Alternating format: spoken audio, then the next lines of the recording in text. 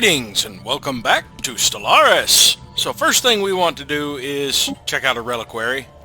Not what are they, let's buy one. While empty, the inner wall of the reliquaries are pitted and scarred. Traces of biological material can be recovered from the deeper pockets. That gave us some society research. Let us also purchase some coins with our cash. That'll give us, not quite a year before we need to spend more cash. So let's see about buying some alloys. That will give us plenty of time. We just bought 2,500 alloys for an outrageous price. So it takes about as long for me to process the video capture I do as it does for me to play it and record it. Because I have to process it to change it from variable frame rate to constant frame rate. And then I have to go through all the footage and trim out some of the more boring parts. Like basically where I'm just waiting for something to happen, or when I'm doing my start of, inventory management. Empire management every 3 months. So I've decided I'm going to stop recording every 3 months when I pause the game and go through my empire. That's less video I have to both process and trim. And so that means you won't be getting a lot of updates. So what I'm going to do instead is at the start of every episode, every 5 years basically, we'll just do an overall state of the empire and then look at our colonies together. So Earth is up to 81 pops. We have 2 unemployed people, the former merchant, and we picked up another population, so we got an Azizan that is looking to migrate off to a freaking world that is horrible for him. We'll be getting... We still have room for more technicians here. Our technicians produce 19.2, whereas the Sutharians only produce 18.6, and the Trans-Chirk only produce 18.4. So both of these could easily be replaced by one of our robots. I'm still a little disappointed that the tooltips are a little bugged. I wish there was a way to see where your bonuses are coming from. Like, instead of saying Empire bonuses, maybe if they broke it down by technological tradition, it would be a little bit easier to get an idea of where your bonuses are coming from. And I know I've got more than 5% Empire bonus. I've gotten 3 or 4 levels, 3 levels of the mining bonuses. We are currently working on level 4, which would be another 20%. So we've got 60% from the engineering improvements for minerals alone. And then we've got at least 10% from traditions. We had the 5% finisher here. That was specialist pop. So there's 5% right there. There was another area that gave us 5% to workers. I am pretty sure we had gotten 5% more from workers somewhere. And I'm not sure where now.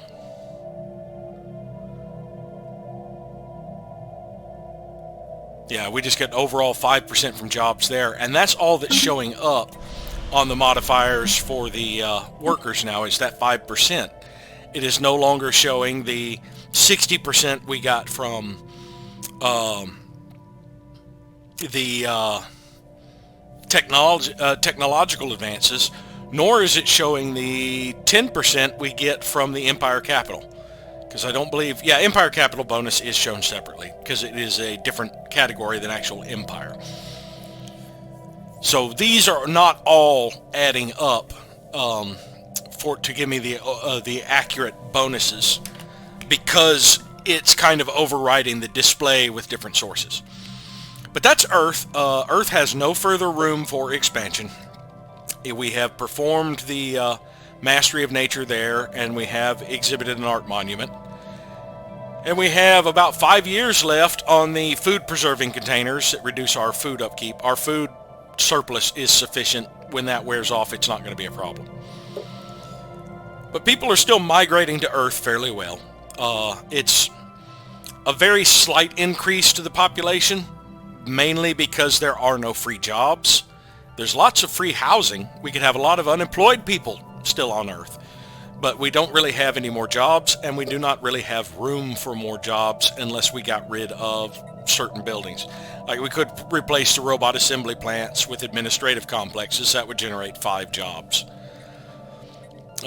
We could end up replacing the civilian fabricators and the alloy megaforges, but Earth is a highly industrialized area. If I were to replace the robotic assembly plant, it would be with a Ministry of Production, honestly. And I do need an auto-curating vault for my last building slot. Now on to Storm. Storm is also has no further room for expansion at this time. Mastery of Nature is completed. I did distribute luxuries here because it does have available jobs currently, even if it has no further room for expansion until I get the final building slot. It already has sufficient miners, so any miners it produces are being shipped off-world. Usually by the time a miner is down to 3 or less months, meaning the next time I check planets it will have grown, that's when I go ahead and resettle a miner to another colony that needs it. Pretty much the only available jobs here, though, are clerks, so that's not majorly critical. Clerks are great. They're going to add a little bit of trade value, or clerks are decent. They're going to add a little bit of trade value and a few amenities. I'm not exactly hurting for amenities, but that little bit of trade value isn't spectacular compared to other jobs if I could get access to them. And it is remaining a mining world for now, mainly because of my mineral deficit. I'm actually tempted to shift Earth from generator to mining, but it does produce quite a bit of energy. Losing all the energy production on Earth would drop us about 350 energy credits, and we're down below 1,000 again finally. Now, part of this is because I just reloaded the game and it's not really showing the trade value. It's showing 502 in trade value, but I think I actually have more. On to Euxena, our tomb world here. It didn't used to be a tomb world. It didn't start as one. This has no further room for expansion. I have completed Mastery of Nature here. It is a military world, is the main designation. I do have a military academy and 2 strongholds, so it has a lot of soldiers here, giving me plenty of naval capacity. I can start an extra fleet when I get a stable influx of alloys. It is primarily a generator and industry world, and it is pretty much full up on technicians, so anytime there are 3 less months, so I will do, when I check it again in April, I will move a technician off this world to another planet, because it pretty much has all the technicians it's going to need at this point until I get further upgrades for the energy nexus. If there are further upgrades, there is at least one more upgrade. Now, it still has room for more jobs with the strongholds. I could build upgrade one stronghold and have these 2 clerks move out to be soldiers, but it's not really that critical. It would require volatile motes for upkeep, and I'm only getting 1 per turn at this point. Nueva Cadiz is one of our bread baskets. It's an agricultural and industrial world. Even though it has plenty of jobs, I am upgrading the heritage site because that will pull clerks up, and I do have a surplus of clerks to provide more unity. I have a surplus of consumer goods, so there's no shortage of this consumer goods to add for the jobs there. Its final building slot will probably be another commercial zone. I am kind of making this a trade world in a way. It has harvesters being produced here, and I still have plenty of room for... actually, no. One of my harvesters needs to be moved off this world because it is operating as a clerk. The farmer slots are full, so I will need to resettle it to a world, agricultural world that needs a harvester. Need to remember that. Al Madain, where the Arctic preference Azizan from Earth wants to go, still has a little room for expansion. Have not done Mastery of Nature on this world yet. We have not done it on Nueva Cadiz either. So Nueva Cadiz still does have further room for expansion as well when I get the influence. Used to have a merchant here. He has been unemployed with the collapse of the only megacore in the game. We are adding the final industrial district that we can add until we do that, which is kind of part of the reason I have such a huge drain on minerals. I have a lot of industry and a lot of refineries, and I do not have the mining base to support it. Now, this world is producing technicians, and pretty much technicians that are produced here are also shipped off world, because these technicians produce 18.4. The Ralaketh Superior produces 18.6. So as these guys increase in population, I will be shifting even more technicians off because they are more efficient than my technicians, or more effective than my technicians in producing energy. They do add to consumer good and food upkeep, but consumer good and foods, I have enough surplus to support more of them. And I still do have a metallurgist job available. I could actually close out one of the clerks to do that, but that would put even further drain on my minerals, so I'm not worried about it not filling it immediately. This exotic gas refinery will eventually be replaced. I do have a surplus of exotic gases right now, but I'm waiting about a year for any constructions to get done to see where my exotic gases are at before I replace the building. Blizzard is one of my main mining worlds, and it will remain a mining world for some time because it has both crystal mines and mote harvesting traps on it. It is also a world I'm using for research because the metal boneyards provide a small bonus to society research. I am in the process of upgrading advanced research complexes here. That's going to add reduce my available exotic gases anyway from that. I still do have a little room for expansion because I have done Mastery of Nature here. Mainly those districts will end up being industrial districts, it appears. Although I could shift away from industry on this world to agriculture if I really needed the food. Right now I don't really need the food. We do have some specialist jobs available. The enforcers and entertainers are not fully filled out. As for miners, our robotic miners do 16.2. So do the Isravanar. They are serviles. They can only be workers.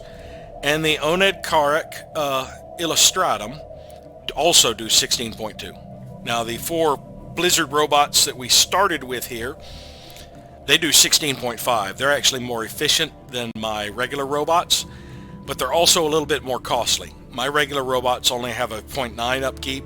These have a 1.0, and I believe these guys would also be slower to produce than these. That is the one reason I haven't really been replacing them or constructing the Blizzard robots, is I would rather use my cheaper ones. For now, I can always, when I get the time, I can always just retrofit all of these to be just like the Blizzard robot. Now, I cannot retrofit the Blizzard robot into one of my types, or retrofit one of my types into the Blizzard robot, because they are still considered separate species. We're on Blizzard right now. If I go to the Species tab and look at my robots, the Blizzard robot has its own category, where all my other robots, my synthetic workers and harvesters and technicians they are subsets of each other. So I can retrofit one of these into any of the other types. But since this is a separate species of robot, I cannot make them cross-compatible. Now, Avalon is one of my research worlds for society. And I apparently had a key held down right there. That was weird.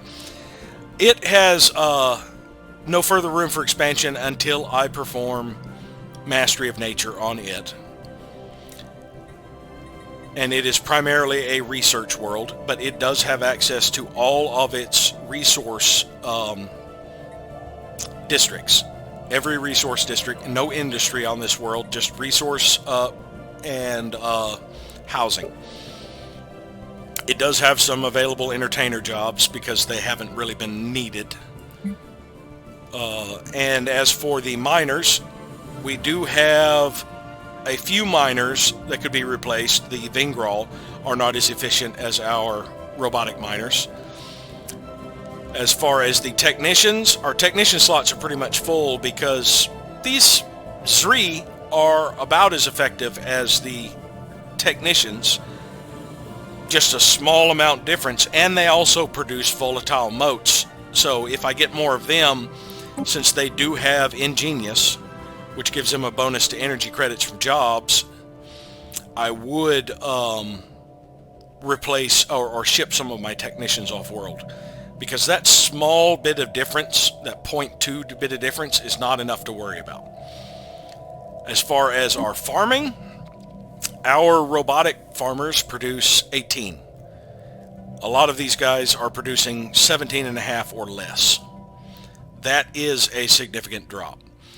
So that's the reason we are assembling synthetic harvesters here, and we'll be replacing these guys with them. Speaking of which, if I go back to Storm, was it Storm? No. This one. Nueva Cadiz has a robotic worker to ship off, or a robotic harvester, so we will actually ship that off to, was it Avalon? Yes. Ship that clerk off to Avalon so that we have a more efficient farmer. Now that will move the person that it replaced up to clerk.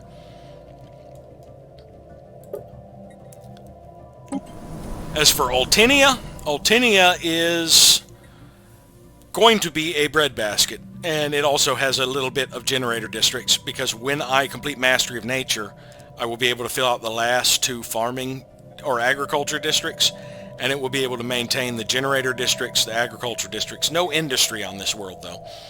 So this would just be a resource producing and physics research world. And we are currently in the process of upgrading our research here, because we have some clerk jobs we could pull up to be researchers. As for the farmers here, our robotic farmers produce 17.3. The Multix Illustratum produce 17.8. They are far more effective than our robots as farmers. But a lot of these other people in here are not. Ours are 17.3. The Ralaketh Superior is better, and the Multix, but the Visari, the Polysimus, and the Julian are not. They can be replaced with our own workers. As far as technicians, we have not started building technicians here, so I cannot compare directly as to how much the technicians produce, but these guys, the Groknaplorans, they are ingenious, and they are producing 18.1, which is by far more than any of these others are producing. Even the Churk are only producing 16.9. So I do know I will be putting technicians over here to kind of replace some of these guys until the Groknaplorans manage to improve their population here. New Jamestown has plenty of room for expansion, and it is my engineering research world. We are currently upgrading the hypercoms for them because I did not know if I could spare any more exotic gases to upgrade the research facilities. And I did have a available clerk, and I was about to get another population or transfer a population over here, robot-wise, that would free up somebody. Now, as for the miners here, ours produce 15.6. The Oned Karek, and this ain't even the Oned Karek Superior, are producing 15.5. The Trans-Chirk produce 15.9, so they are more effective than our robotic workers. But the Hazar and the Genlot and the Oned Karek are all kind of a little bit, well, the Oned Karek are kind of close, as are the Genlot. But the Hazar and the Neo-Sidamatus and the half-Tepidorans are not. Technician-wise, we produce 15.1, which is by far more than any of the others are producing, so we would replace technicians here as well. We do have a decent amount of research coming out of this world.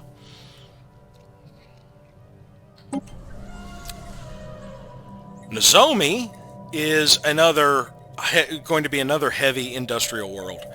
We did get all of the generator and all of the agriculture, but we have poor quality minerals, so I'm not going to waste my time with the 2 mining districts. The rest of this is going to be industry. And we have plenty of room for expansion here on this world. It currently has available specialist jobs as an entertainer. This is the world I thought I was upgrading the Autochthon monument on, because it is about to get more population, which will end up being a clerk. And then about 17 months later, it will have another robot. As far as technicians go, we do have the Ralaketh Superior on here that are better than our technicians, but most of the others on here are not. Surprisingly enough, the Multix Illustratum is not very effective here. They are actually agrarian, which is why they make such great farmers. Why they are not filling up these farming slots is beyond me. So let us clear out all of the farmers and see if it puts the Illustratum in here. It put 2 of them. We still have 1 Illustratum here who would actually be better. So we could shift, say, a 1 harvester off of this planet, and that guy would fill in the slot and be more effective than ours. Yeah, 17.6 as opposed to 17. Now we do have the Tesnid, and we have another one incoming. These guys are really effective at technician jobs, much more effective than our robot workers. We have 6 robot slots. We actually should get some of those Ralaketh Superior back over there.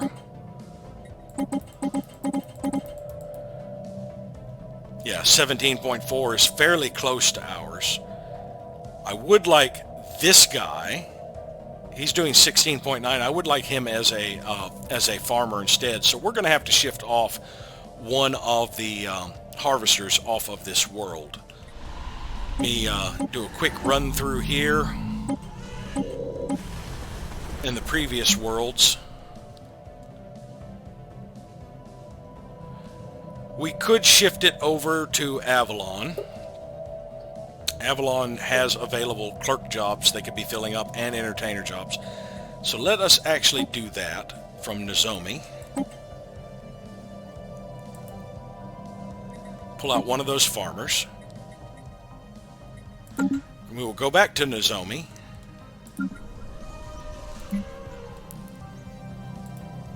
There we go. Oh, I messed up. Yeah. What the hell are you doing? Why are you not... moving the right people. They had the right people over there for a second.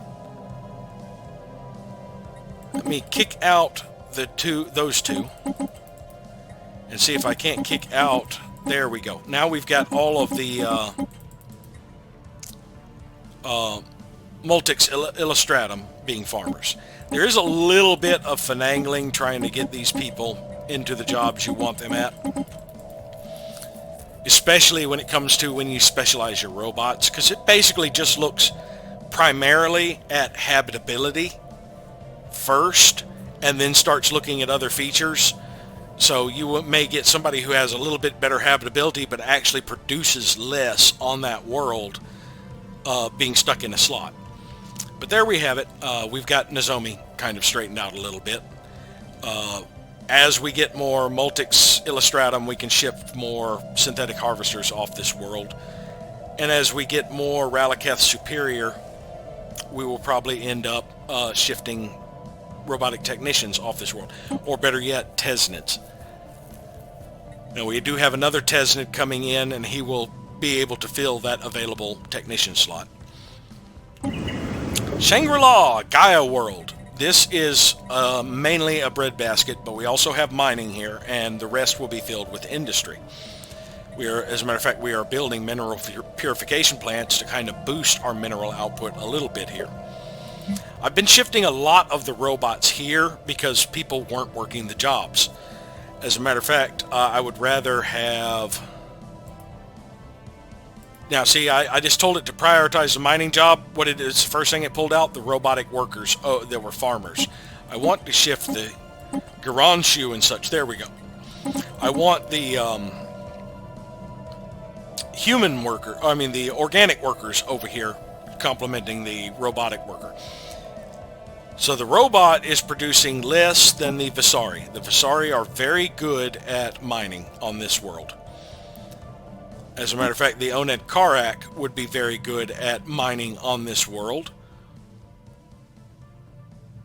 Other than that, the Isravanar would be very good at mining on this world. But they've got them as farmers. Now, honestly, I would like them... They're about equivalent to my harvesters. I would like them to actually be filling the mining slots. It's the reason I'm still building harvesters, so it'll push these people out to the mining slots. Now, we do have room for expansion on this world as well. Xinjiang is a generator world for the most part, although with my shortage of minerals, I think I am going to fill out these 6 mining districts next. That would leave me, let's see, I have 12 districts remaining. I am building a generator district. I have room for 1 more generator district. That would leave me 11 districts. 3 more city districts to get more building slots would leave me 8. I could do all 6 of the mining districts and then have 2 available to do something else with. I could throw a few agriculture districts here on a tomb world. Yeah, that sounds good. No, but I will just be filling in the mining districts temporarily here until I get mining habitations fully set up, at which point this will shift to being industry as its secondary. But for now, I had filled it up with a lot of generator districts. I think I am going to go ahead and get the last generator district before I start on the mining districts here. As far as the effectiveness of our technicians here, they're more effective than the Transchurk. We do 17.6, they do 16.8. Yeah, we're more effective than most of the species that are on this world right now. The Dis, the Post-Haruni, and the Transchurk. So it's mainly going to be lithoids and Dis, and there is one other species I have that is void dwellers. Yeah, this one, the Saban. These guys have no real specialty, so yeah, they can be great entertainers and the like. But yeah, between the Saban and the Dis, those are going to be my primary inhabitants of tomb worlds.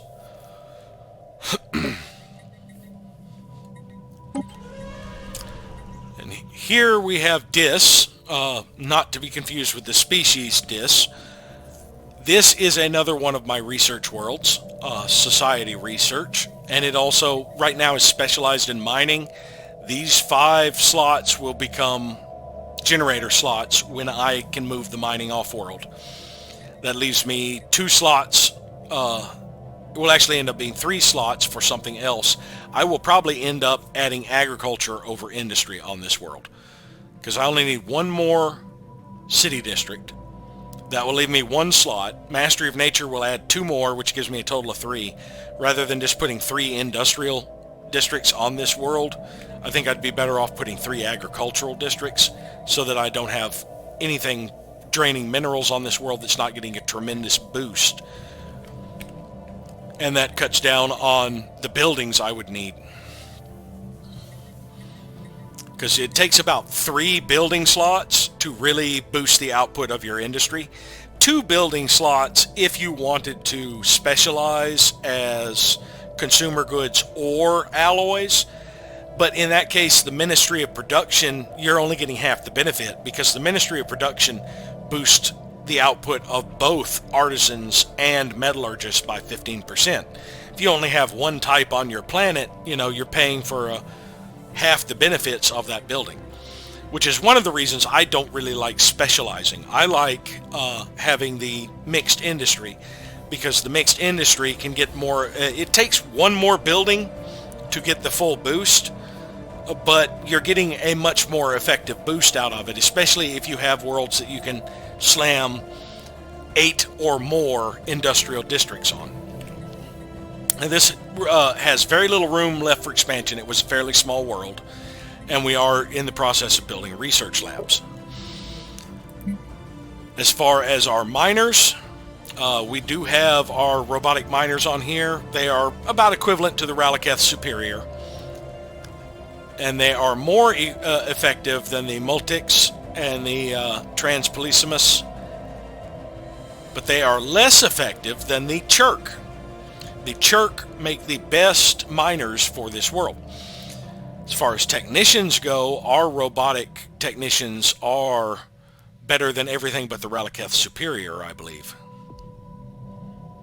Yes. So we would want more Churk here to displace the Ralaketh Superior to move down here, which would be about equivalent to our robotic technicians.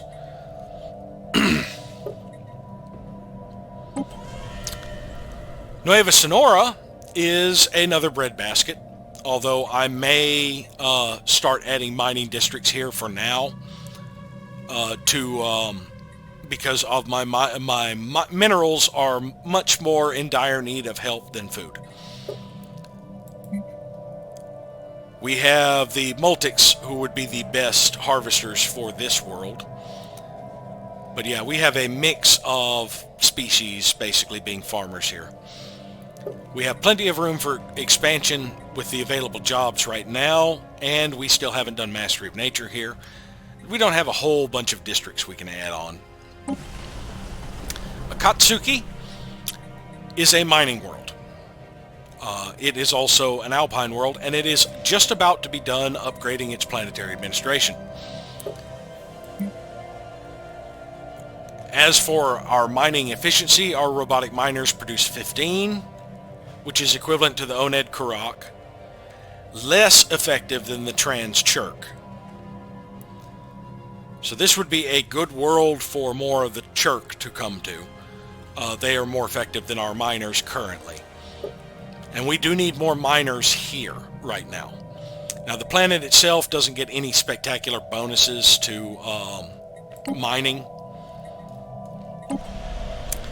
Winzhou is a generator world, and I do have enough room here to get all of the agriculture and all of the mining if I wanted to.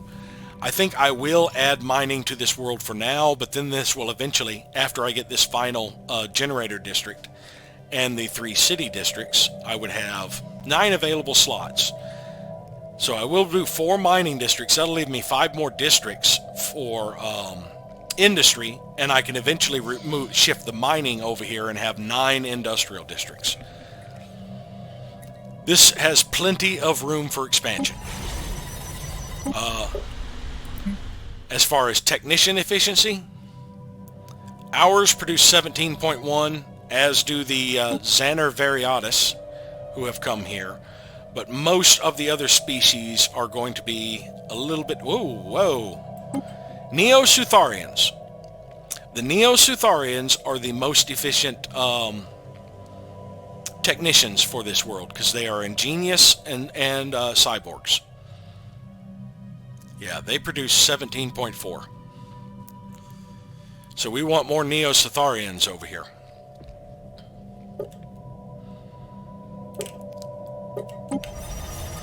Now, New Coventry has finally reached a population of 10, our first habitat to reach a population of 10. So it is in the process of upgrading to a habitat central control. That will add another building slot, and I could add another refinery to it.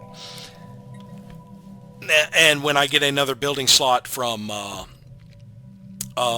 technology, I will have yet another one. And I think it has one more capital upgrade available here, so it will get yet another one. I think it just gets 3 capital upgrades. Well, you have your basic, your administration goes to the central control, and I think there's just one more upgrade for habitats. I could be mistaken. We'll have to verify that later. But I do kind of like to mix mine, just in case the habitat gets destroyed or something.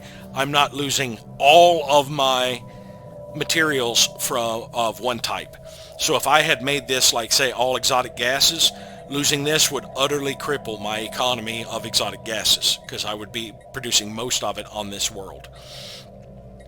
But if you protect your systems fairly well, you know, you can specialize your refineries a little bit better.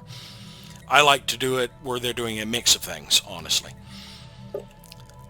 No robotic workers whatsoever on here. Our clerk jobs are just about filled up. We have no further room for expansion until we get technological advances.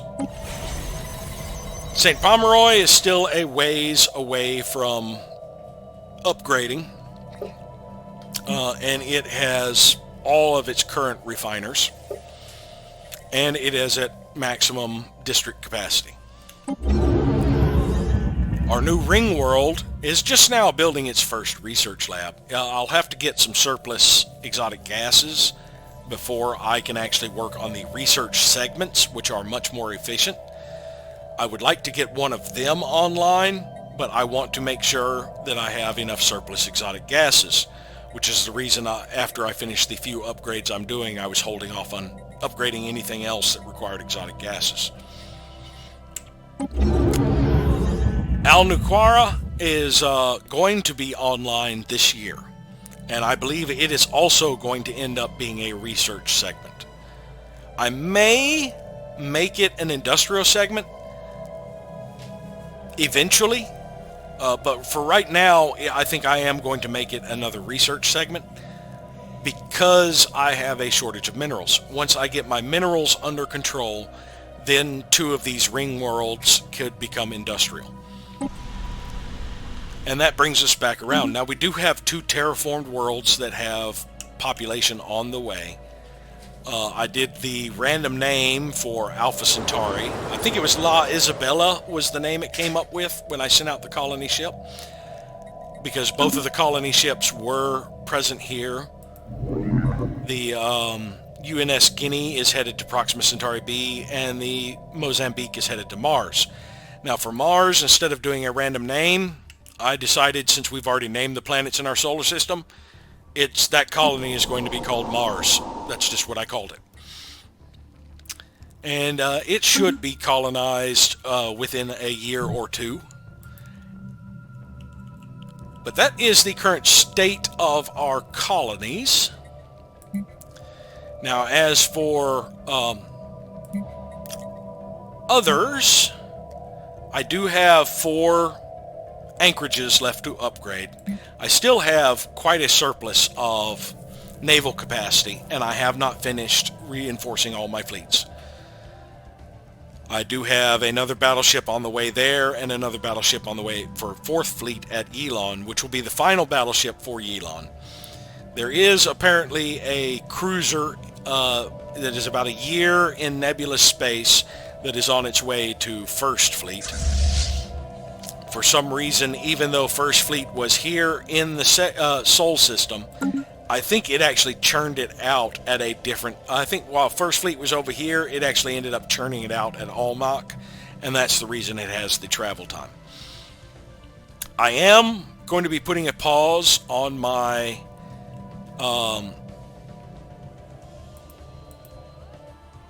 hyper relay network until I build up the influence for next year to renegotiate the, or within the next 2 years, to renegotiate the contract with our new Bulwark.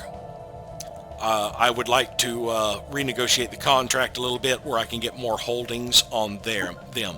Now, we still have over 5 years before they finish converting, and for those 5 years we will be having a drain on our influence. I did reassign all of our envoys into different empires now that we are back to gaining positive cohesion. And as a matter of fact, we started earning experience again. But this president, the lack of action from the other empires to kind of balance the cohesion after that Holy Mandate was added, or the Holy Gagassi Mandate was added, kind of disappoints me. I ended up pulling basically my envoys from every place else, trying to fix the cohesive problems we had in here, and doing my best diplomatically to repair this. So I think I have changed my mind. I think I am going to pursue challenge and eventually maybe strongest for succession type. I'm going to wait until we build up more cohesion, because trying to pass this law will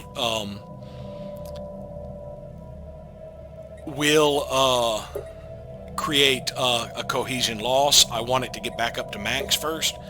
But I believe I am going to change the voting patterns I'm going to change the succession type, because so far, as president, the Fire Tribes of Kel have not really done much for the Galactic Technologist Alliance. They've actually done more harm that I had to repair than anything else. And I'm very disappointed in their leadership. I tried my best to get more people into the Federation, and I was having a very difficult time getting anybody to agree, or could not find out the reasons why my allies do not want people in. And then he goes and adds somebody who has very diverse ethics with everyone else. I mean, it's a militarist and a spiritualist, where most of them are materialist. I mean, that was just very bad judgment, in my opinion, on his part. So I will give him to the end of his term, but yeah, I will be pursuing a different means of electing leaders rather than just a regular rotation. I think we now need some form of election or challenge. Basically a competition so that the best person becomes the leader. Other report-wise, we will be getting vitality boosters as soon as we start advancing, and we will have mineral isolation within the year. Early next year, we shall get our first tradition. And I went through and checked most of the contacts to see about who all was still interested in joining. A few people have revoked their interest in joining because of the new member. They just do not like the Holy Gagassi Mandate because of its philosophies and ethics for the most part. But that's the current update on our empire. We do have a few science ships still out here doing some exploration, but we've almost seen every sector or every system. We have a few shadowy areas we won't be able to get to anytime soon. Over here near in the Forbidden Nebula past the Zakplok Vestige. and this one cluster near the Lavis Freebooters in the Little Ghost Nebula, which is one of the reasons I decided to research the Sentry Array and start upgrading it when I can, so that we will be able to see the areas we cannot get to.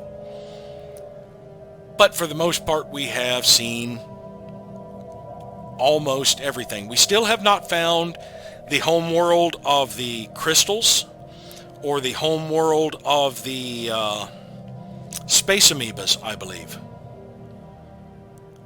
We might have seen the home world for the space amoebas. It's been a while. I can't remember if we had stumbled across it. I know we also haven't seen the home world for the ancient mining drones. So it's got to be around here somewhere if it hasn't already been overtaken and destroyed.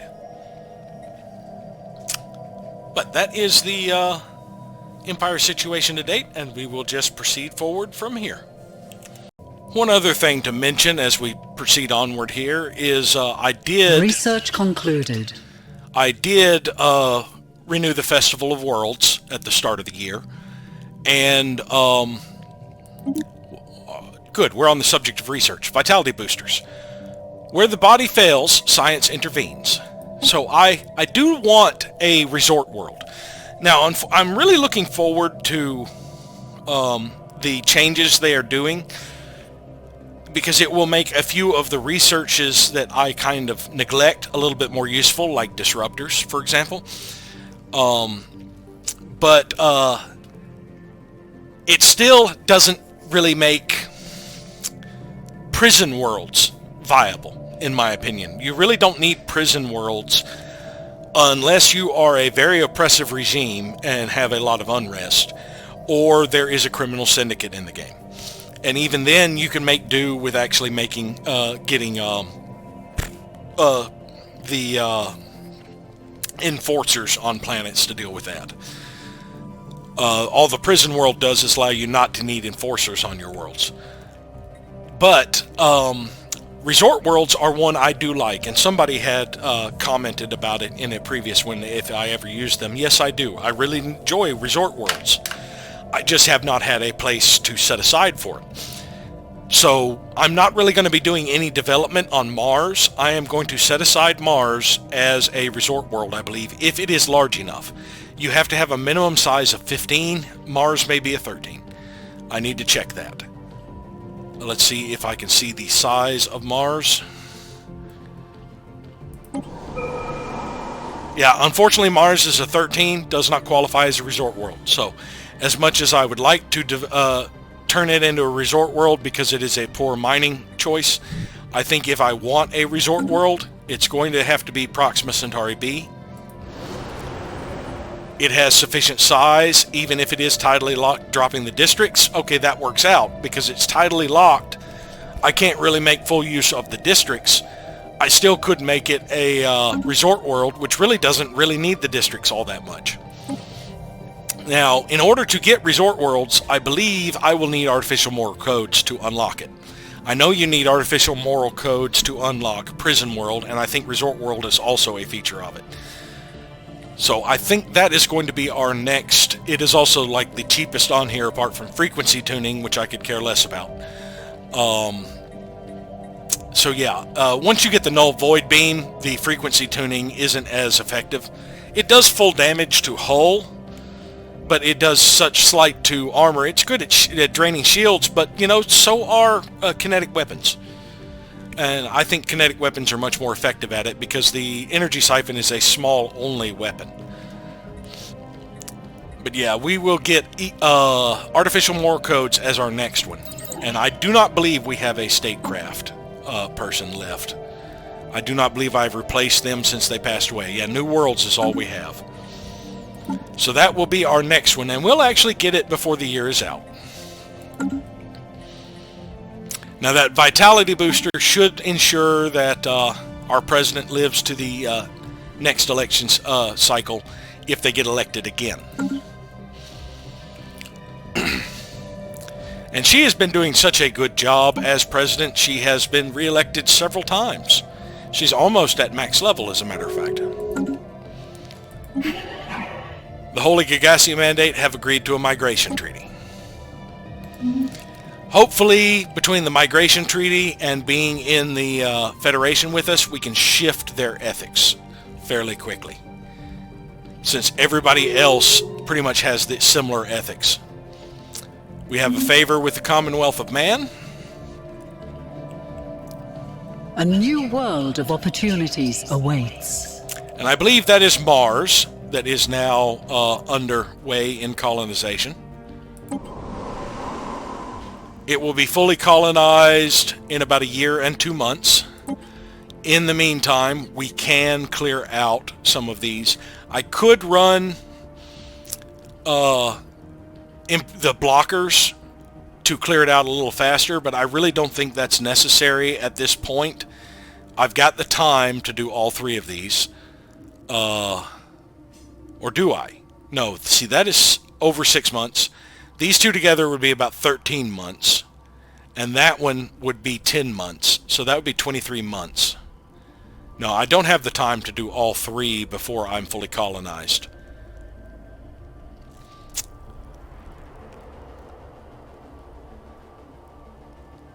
Well, I will have time to do them later. For now, we will get rid of the quicksand basin and the deep sinkhole. We should have time to get both of those before it becomes a colony. And we will worry about clearing out the dangerous wildlife much later. It looks like the war has ended. Yeah, they're no longer at war. So they must have... I did not get a pop-up about the end of the war. For some reason, they have taken out a lot of the info that I used to receive. I don't know if that has to do with the same bug that has divorced people from the merchants, from the merchant habitats, to where I'm not gaining opinion with it when they did the update, or if that's something they've actually chosen to remove. But as I said in a previous episode, I want more information, not less. I want to know what is going on. And it just disappoints me I didn't hear about the end of the war on this. And obviously they would have to have lost territory. Yeah, I think they lost quite a bit along here.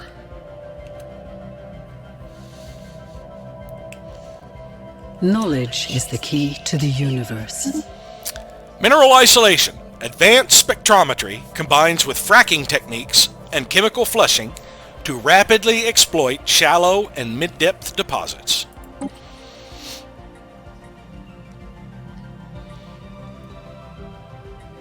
So we have improved strike craft, cruiser hull points, durasteel armor, flak cannons, weather control systems, nano separators, that's the upgraded nano plants,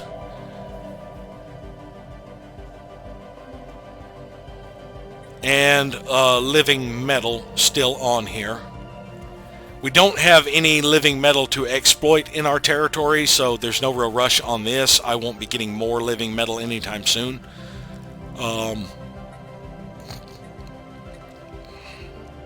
We could knock out the durasteel armor pretty quickly. We do have a ship in transit though, so I'm going to hold off on that. We can get the cruiser points without affecting anything. Or we could just do a really cheap one to get a reroll. More housing would be a slight boost to... we'll have that in 5 months. We'll have that before the year is out. That'll be a slight boost to migration pull for all of our colonies. And at the start of next month, we will see how much that 20% improves it. It's not going to be a whole lot since we're already getting about 60 to 80%.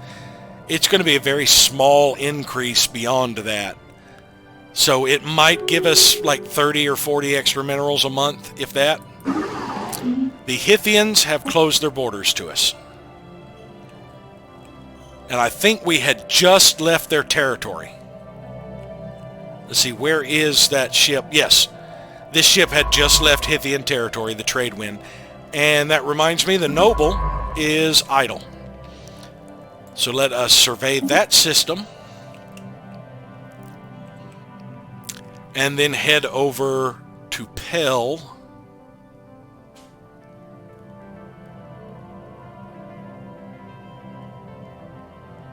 We can go through the Yevzorak.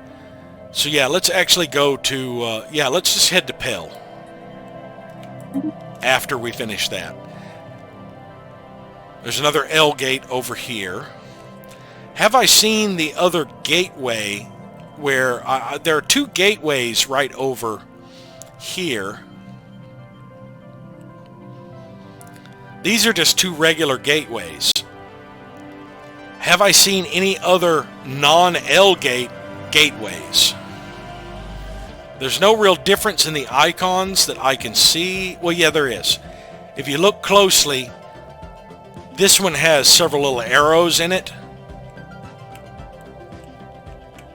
whereas this one, it's more rounded instead of having the sharp triangle points.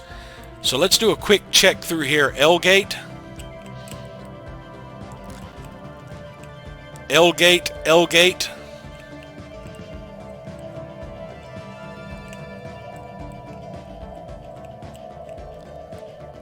L gate, L gate, L gate.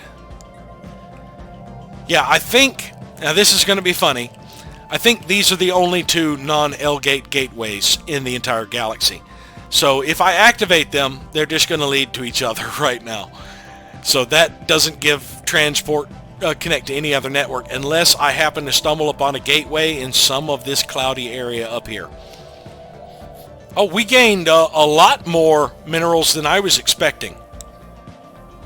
Yeah. We gained about 130 because my jobs, I didn't even look at the job production. I was just looking at my surplus. My job production is about 1,400. So yeah, it was about 1,000. Even a small increase on that should have been 100. Yeah.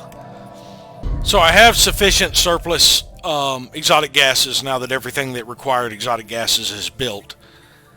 I could go ahead and start building a research segment here. That also gives me sufficient that when this one is up and running, I can initially build a research segment on it as well. I have 10k of alloys. Have I started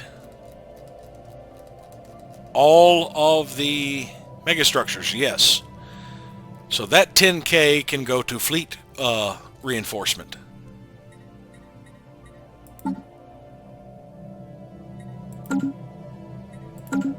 Fourth fleet is about to be at full strength.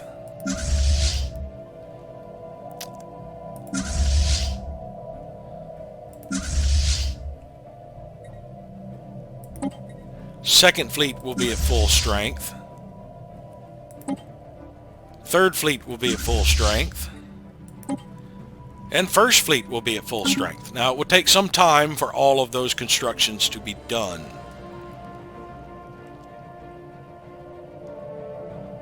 Yeah, it looks like Sol Station is going to, first fleet is going to take the longest because after it finishes 2 battleships, it's got a third to build.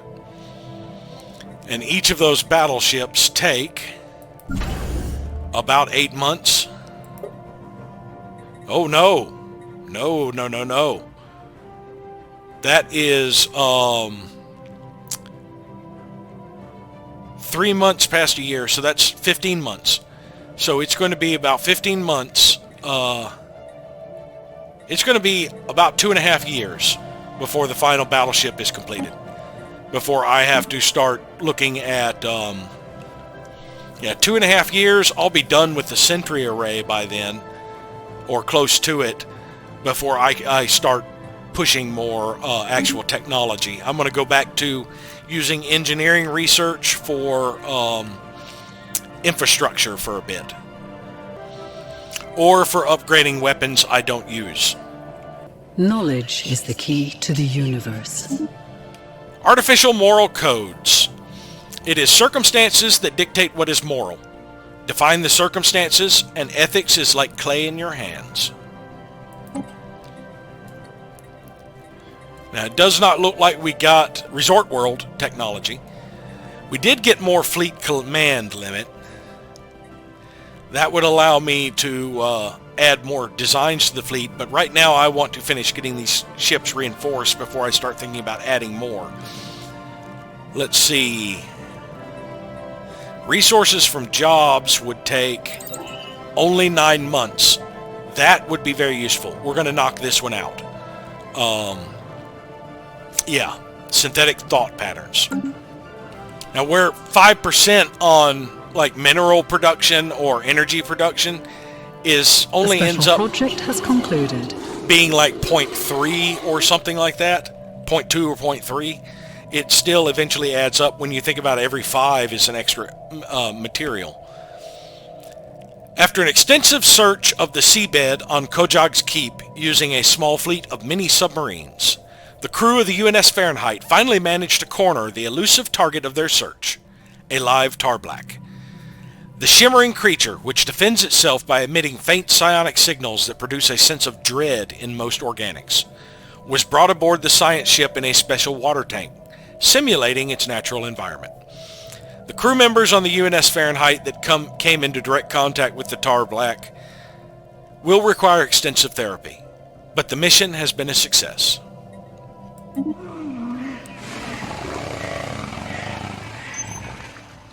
All of the specimens asked for by the Museum of Exobiology have been secured. The museum has grown to a massive facility where artificial gravity generators and atmospheric processors are used to simulate the environments of over a dozen worlds. Visitors are journeying from all across the United Nations of Earth to see its wonders. This gives us a huge chunk of society research, a unity as well. About 50 points of influence is great, as is 1,000 energy credits is alright. That's how much I earn a month. But that was enough to get us our tradition. So we will get defensive zeal. When it comes to the defense of our territories and existence, our fervor will surely be felt by our enemies. This boosts hull points and damage output of star bases and defense platforms. And the next one we will get will give us more star bases. We can start upgrading more star bases. Now, how close...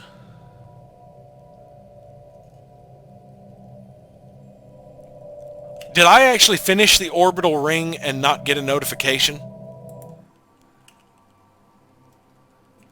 I believe I did.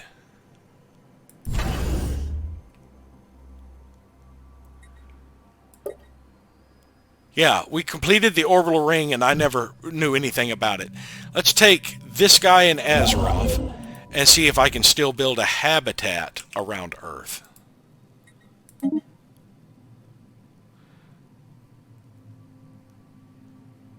Cannot build due to existing megastructure. Cannot build due to existing megastructure. So you have a choice of either building a habitat that costs 150 influence and 1,500 alloys, or an orbital ring around a planet. You can't have both. So I can build orbital rings around my colonies and habitats around uncolonizable worlds. Would be one way to do it. Now let's see, I've never actually played around with the orbital ring. It starts with... it takes influence to upgrade its tier. It starts with just modules. Now it does not... If you see here on the these, it has no interaction with trade routes. In other words, building planetary defense hangars does not provide protection for trade routes. Same thing for the guns and the defense batteries. That boosts the orbital anchorage, will boost naval capacity, and the orbital shipyard will allow me to move the shipyards here to the orbital ring instead of the station. I think I will do that. Yes, I think we'll put the shipyards on the orbital ring for Earth. I can't click on the buildings until they're unlocked to see what buildings are available here. But yeah, I think we will add the shipyards to Earth Station and put change Sol Station to be more of a defensive, maybe. I don't know. But now that I know I can put shipyards on orbital rings, and orbital rings do not count against your starbase capacity, I may move the shipyards off of the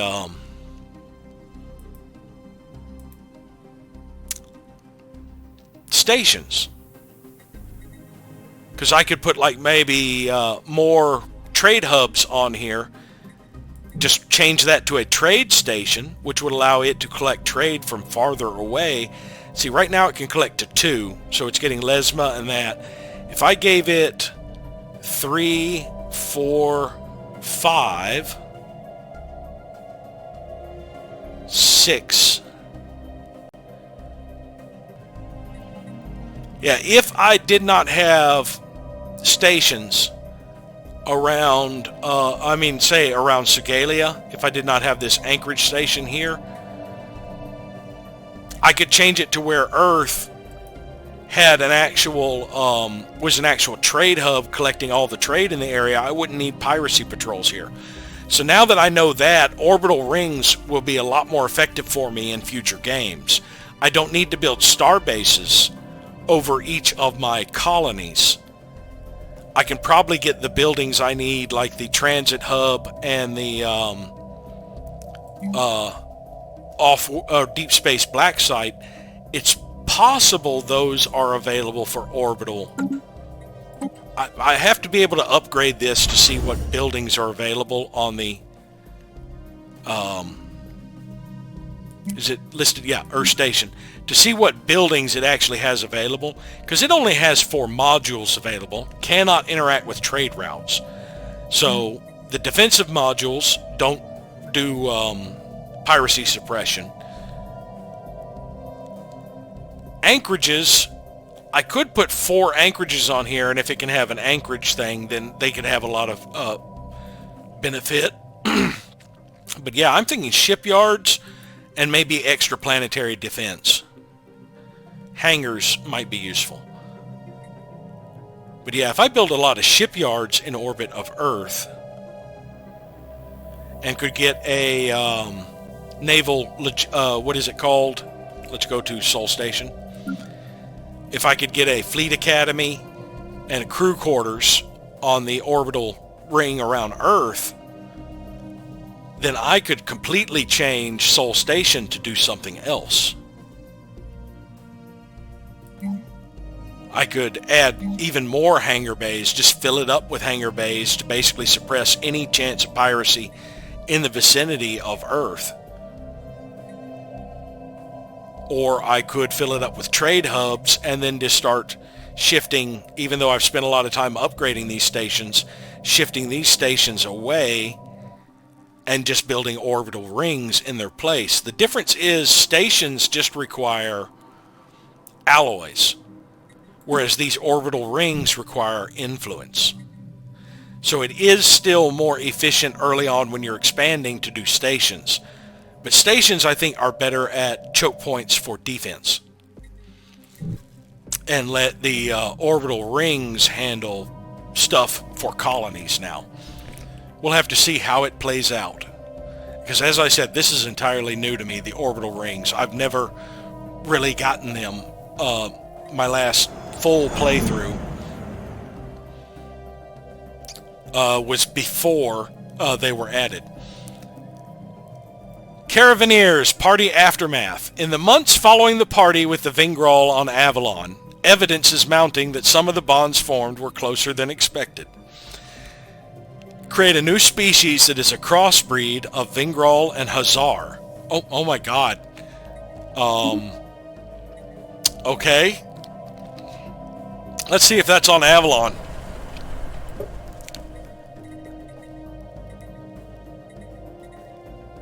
Half Hazar. Alright, where are the Vingrol?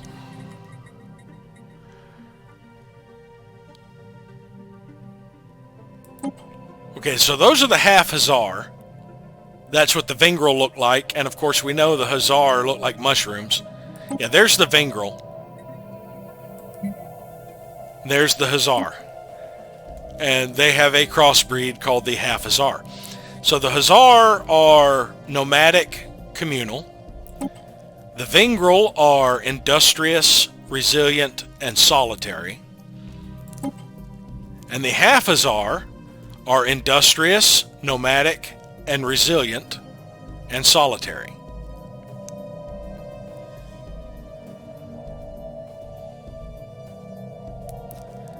And even though they don't have 100% habitability here on Avalon, they are still producing more minerals than my dedicated miners.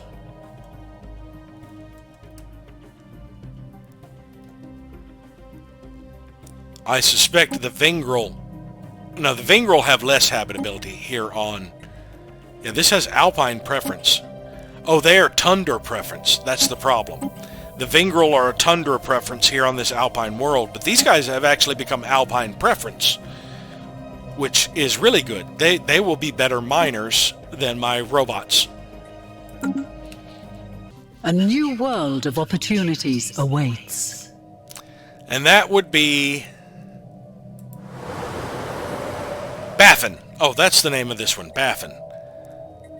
This is the one I'm going to eventually turn into a resort world. What features does it have? Impassable mountains, massive glaciers. You know, I do not think, unless you have like the rangers and stuff, there's any reason for a resort world for me to leave blockers on it.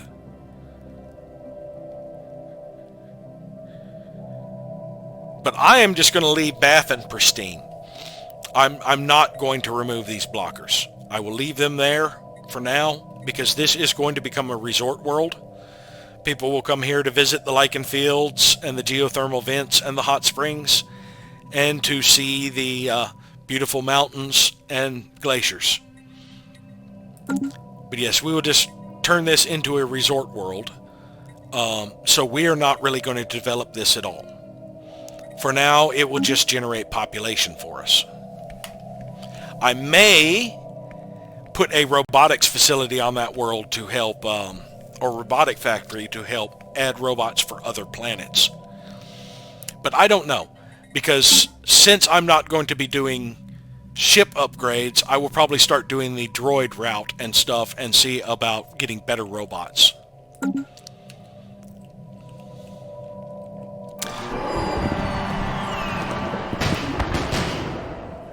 Normally, I have synthetics by now in my playthroughs, but I had such a rough playthrough, I really focused on other things.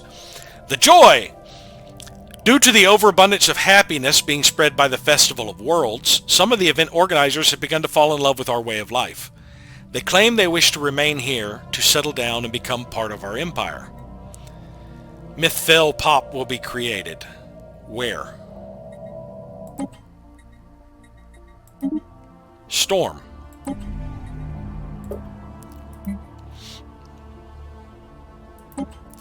They are an avian species, tropical preference, natural engineers, and they have enduring, which adds 20 years to their lifespan. I don't think that's the first Mythfell we have gotten. I think, because there are two right here.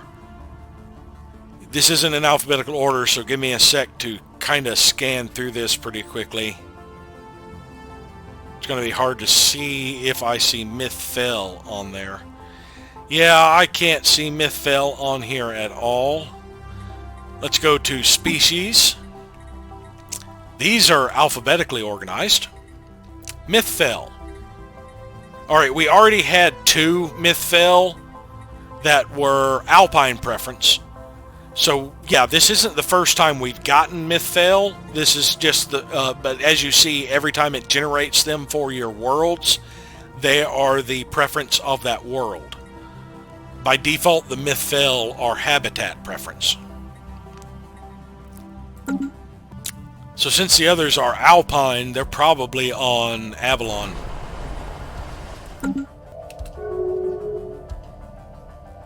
And we have a favor with the Garanshu. Yes, indeed, that is Zizian from Earth. Zizian. decided to migrate to Al-Madain, where he has 40% habitability. Despite the fact there were available jobs on a tundra world, where he would have had 60% base habitability, I believe.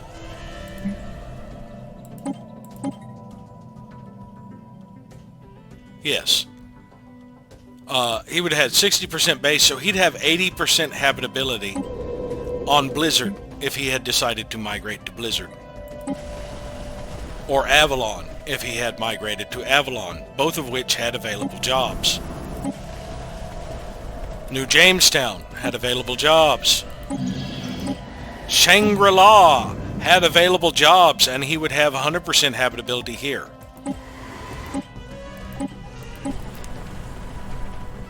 Akatsuki had available jobs. He would have had 80% habitability there.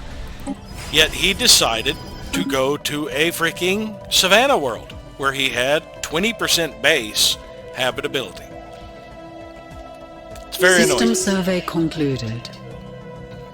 Alright, he is now returning to assist research on Cybrex Alpha. San Lucas, which is in the process of building its first research segment.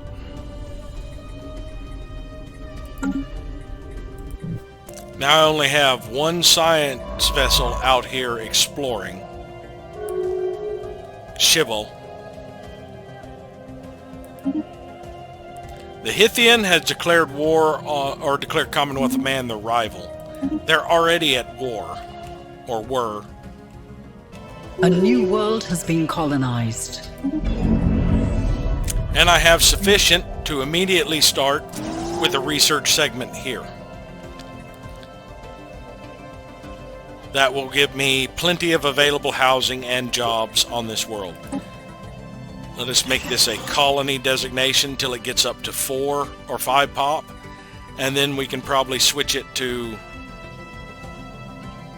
Oh, Ring World is a nice designation. Still has immigration pull and resources from jobs. Research Ring World. This is why you want to move your research to Ring Worlds. No planetary designation apart from Homeworld boosts research output. But Ring Worlds, the designation for research, boosts research output. Why couldn't they have done this for the planetary designation? Why did they choose it instead to be reduce researcher upkeep, which was consumer goods, which wasn't that critical? Yeah, they still kept the same industrial designations for Ring Worlds. That just reduces their upkeep. Though at this, on a Ring World, I've got 10 possible segments here. Each segment is adding, 10 jobs. So that's 100 artisans and 100 metallurgists. On a planet of this capacity, reducing the artisan and metallurgist upkeep does come into effect fairly well, because it will reduce your mineral consumption by quite a bit. See, one segment is 60 minerals. So all 10 segments would be 600 minerals. 10% of that, 60 minerals. That is efficient removal. 10 segments of this would be 2. 10% of the upkeep of these guys would be 2 consumer goods I would be saving. I much prefer the Research Ring World that does bonus to their output. It's the same way for habitats. If I go to my habitat, if you look at the Research Habitat Station, boost all researcher output by 10%. So the research is best moved off-world unless you have worlds that have a planetary feature. That's not my planet. Have planetary feature that gives a boost, because this gives a 20% boost, which is more than those are doing. So that makes it fairly effective. Research concluded. Relic worlds are another good place for research, because they generally have features that can really boost research. Weather control systems. The ability to alter a planet's weather patterns to suppress destructive weather phenomenon will make residential buildings easier to maintain and open up new areas for habitation. Now this only affects city districts. I do not believe the ring worlds, yeah, they're called city segments. They will not be affected. They already provide an outrageous amount of housing. Alright, so...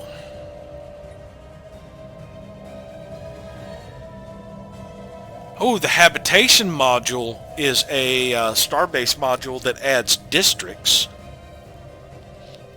But it costs influence to build. I believe we're going with ceramo metal alloys. That'll be fairly quick and it'll boost my alloy production. I am working on a megastructure that will require a tremendous amount of alloys. Having my alloy production boosted will help out. We're producing almost 2,000 Unity a month now. That means I will get back what I spend on a relic in almost a month. About a month and a half, I'll have it back. Gained a favor with the Granchu. How many does that give us now? I kind of wish clicking that would send you to the Empire and not to the Empire's capital.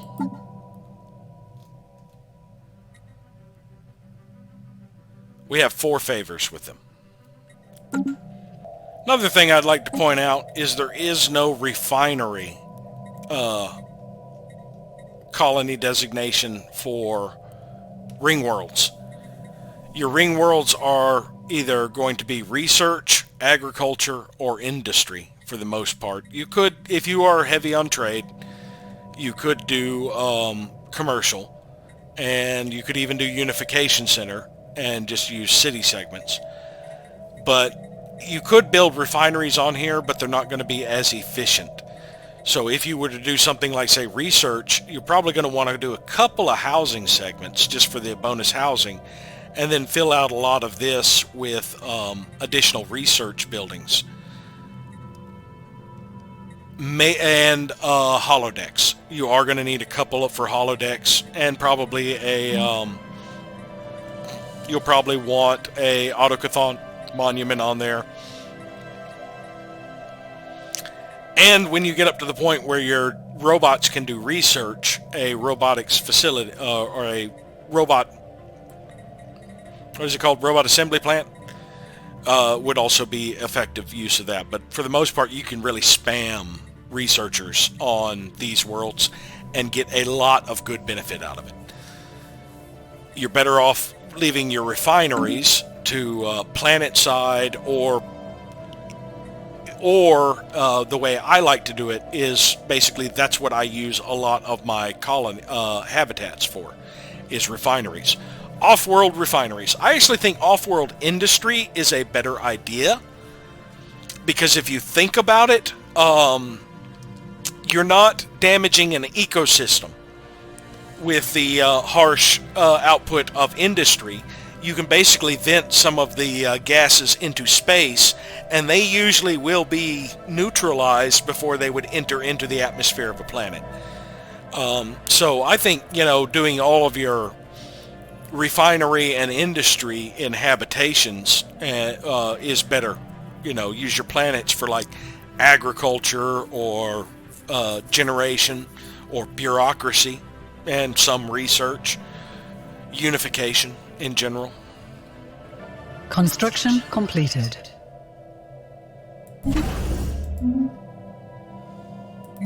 Why did it put it in that slot? I thought I'd click the first one. Alright, another orbital shipyard here at Earth Station. And let's actually check. Let's go back to the fleet manager. Go to first fleet. Cancel that one and then tell it to reinforce. And yes, it'll start building it at Earth Station and no longer build it at but it takes, yeah, it takes the same amount of time as it would there. So yeah, we can have Earth Station start building that, and as soon as Earth Station is finished with the battleships, I can start converting it to trade, because I do believe after I renegotiate the deal with the the Hazar, I am going to start, even though I have invested a lot in these stations. I mean, I've got most of them up to Star Fortress. I think I am going to start shifting to using orbital rings over my colonies, and maybe relocate the star bases to other good choke points. Breglar, I may keep having a star base. I may just switch it to military, because it is a border system. But yeah, I could probably move Sugalia over to Kazoo and make it military, and that way I could extend Earth to basically collect the trade from everything down this way. And that would cut out me having to patrol for piracy through this area, because there are no there is no trade route coming through that has any trade value. There's nothing in Kazoo that provides trade value. Of course, if I add habitats to Kazoo, I could add a research habitat to, actually that's a star. I can't build a habitat there. I could add refineries to all of these little molten worlds. So I could make this another refinery station. Yeah, there's 3, 4, 5, 6 habitats I could build in here that I could turn entirely into refineries, and have it producing plenty of motes, gases, and crystals for my empire.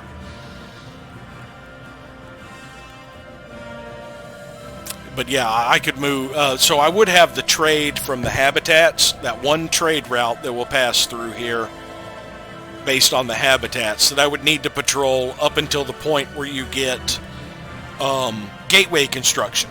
Because then you can just build gateways from one star base in the system, in your home system, and build a gateway where your trade collection star bases are, and you don't have to worry about piracy patrols on the routes in between. Piracy is an early to mid-game thing you have to deal with. Past mid-game, you really shouldn't be dealing with piracy at that point. Piracy should be pretty much snuffed out. Knowledge is the key to the universe. Ceramo metal alloys. The widespread use of advanced ceramics in industry can improve metallurgical yields. Alright, I still do not see... We have access to nano separators. That gives us alloy nano plants. That may be a prerequisite for the last building slot. The battleship speed, build speed and cost reduction, that's and the cruiser hit points are both appealing, but I think it's time we got droids.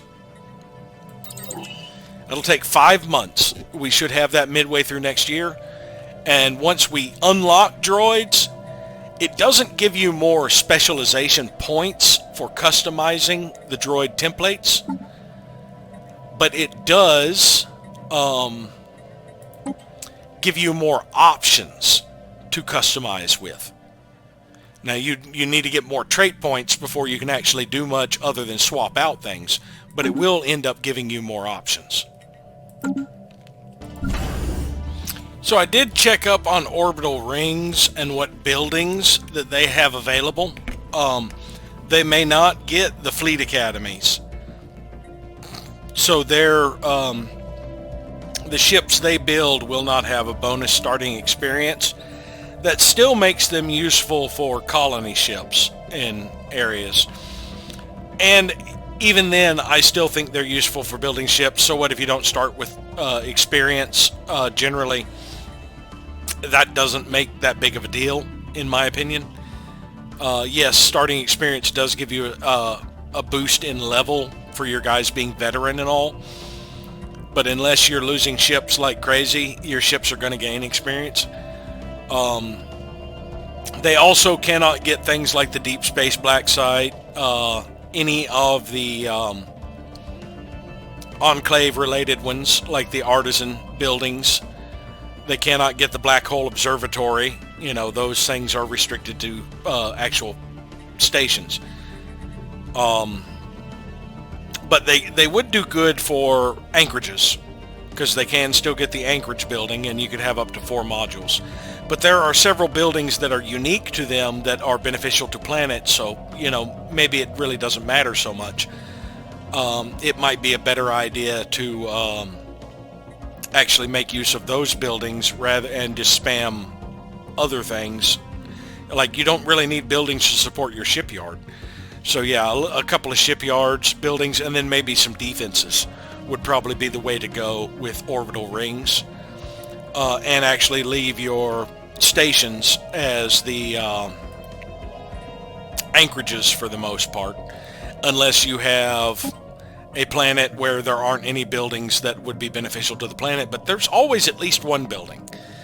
So I don't know. I'm going to have to see how they work out. I may still keep going with my thing of putting star bases over systems, but it may be a little bit more limited instead of it being over every damn colony, because you can get the transit hubs in the orbital rings. It just depends on what the building options are, but it takes a lot of influence to upgrade these. They have 2 levels. The first one takes 100 to upgrade, and then the second one takes 150. And that gives you your full modules and buildings. And you have to upgrade it at least once to get access to buildings. So I did go through my entire empire already. And I'm in the process of sending out some diplomatic relations. I offered a migration treaty to the Commonwealth of Man. I mean, they're the same species as me, even though their species it might be slightly modified.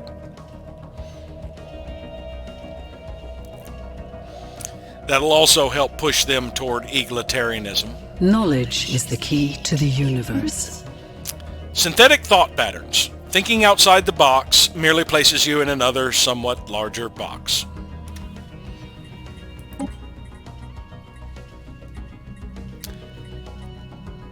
Alright, so we have access to the gene tailoring and to the idyllic architecture, which is the Paradise Dome.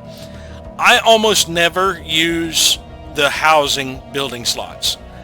I can usually get enough housing with the 4 city districts I provide to unlock all the building slots, rather than wasting a building slot on housing. These are useful for upgraded habitats, however. If you want to make a research or a mining habitat, not having to spend a district on housing and being able to throw some of the buildings on the advanced buildings like the Paradise Domes, that is useful. So I think what we are going to grab is going to be gene tailoring. We'll have it in 5 months. Now that'll allow us, will allow us to alter our species. It'll give us an extra point. Normally the first thing I usually end up doing when I get that is getting rid of wasteful on humans so that they have less, they don't have the increased upkeep. And I usually go about trying to get rid of bad traits on all the species in my empire. However, the way they have modifying a species, it has a huge upfront cost and then a small addition based on how many population you're affecting.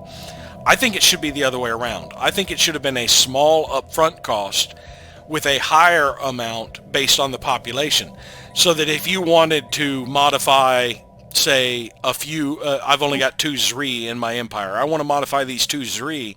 It isn't so outrageously expensive. It takes about as long to modify the 2 Zri as it would to modify 8, because the difference between 2 and 8 doesn't add that much to it. The initial cost is the huge chunk up front, which I think is a backwards way of doing it. It makes it kind of pointless until far late game. when you have a tremendous amount of society research. Because unfortunately, it creates situations that end up putting your society research on hold, much like when I modified my droids earlier on.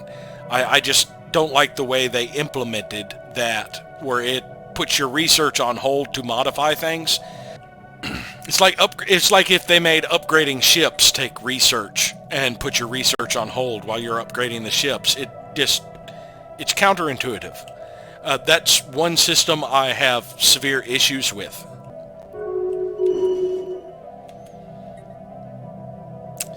Leader Tetrana has leveled up and gained a new trait. What trait? Archaeologist. I have no more archaeological sites to do, so that's kind of useless. And I gained a favor with the Darblins. Now, another thing I could have done, instead of spending like a year to get the Fahrenheit back in my system, I could have churned out another science ship down here and moved it over into position for Cybrex Alpha, just had it sitting there in orbit for quite a while ago. And as soon as he was done with whatever he needed to do up there, I could have just transferred him over here and gotten rid of that ship. Just abandoned that ship out there in space and just gotten rid of it. That's more efficient use of the time, because that's a year that scientist is doing nothing new world has been other than colonized. gaining age.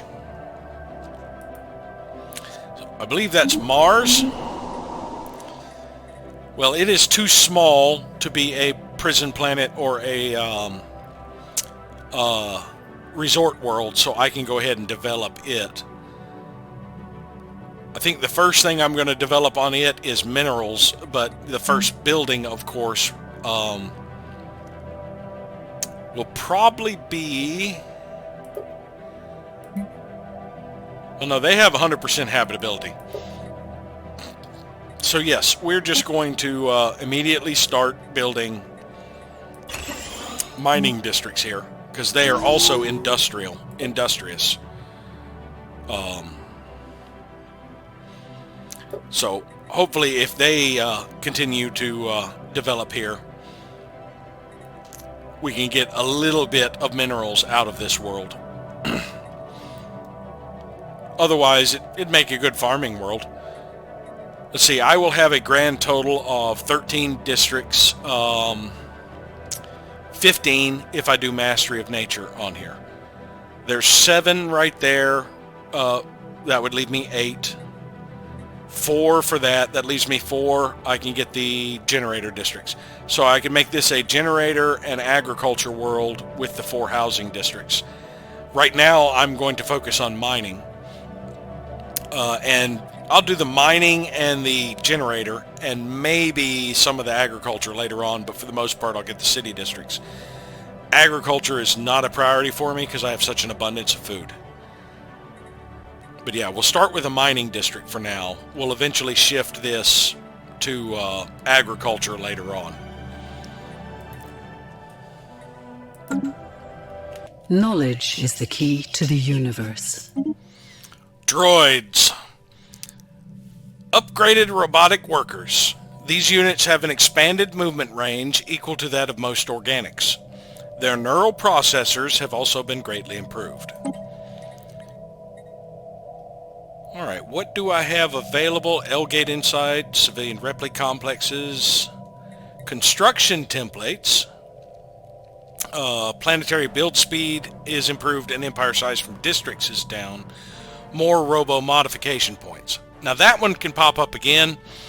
We're going to go straight for the construction templates. That's a rare one. I want to get that for the planetary build speed and the empire size from districts, because that will help with my research and my tradition gains. Now if we go to species and go to, say, the Blizzard robot,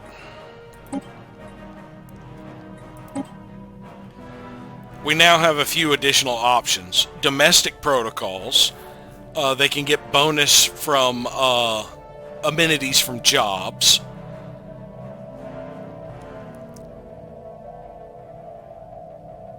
And I believe that's the that and propaganda machines are the only two that have really changed. So they can get bonus unity and amenity. So basically they can be, you can create entertainer versions that give bonus, that work the entertainer slots, because they will get more unity and more amenities from the jobs. Now, we don't have additional points, so we can't really do a whole lot of modification. At best, what we can do is come up with a new type, and I want to use my base robot design.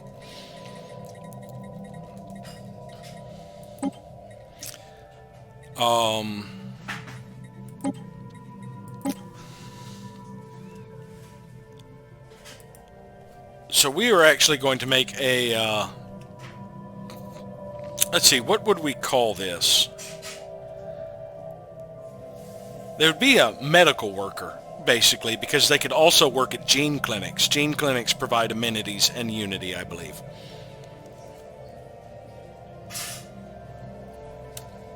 Let's just say synthetic physician.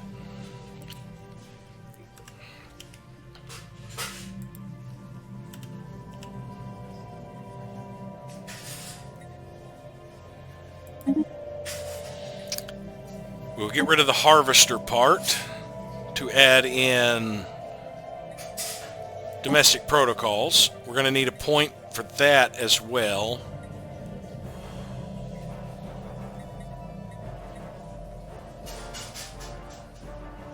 So let's get rid of durable to add the propaganda machine. So these guys could be clerks, entertainers, medical workers, bureaucrats. Let's change the image. We'll use that one. No, we'll use that one.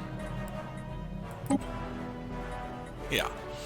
So now we have another droid type that we can start churning out on worlds that are full to start replacing other things. Now, one issue I'm going to have now with droids is sometimes my technicians, I will find them up in other jobs that were available. I mean, the ones I had previously, like here.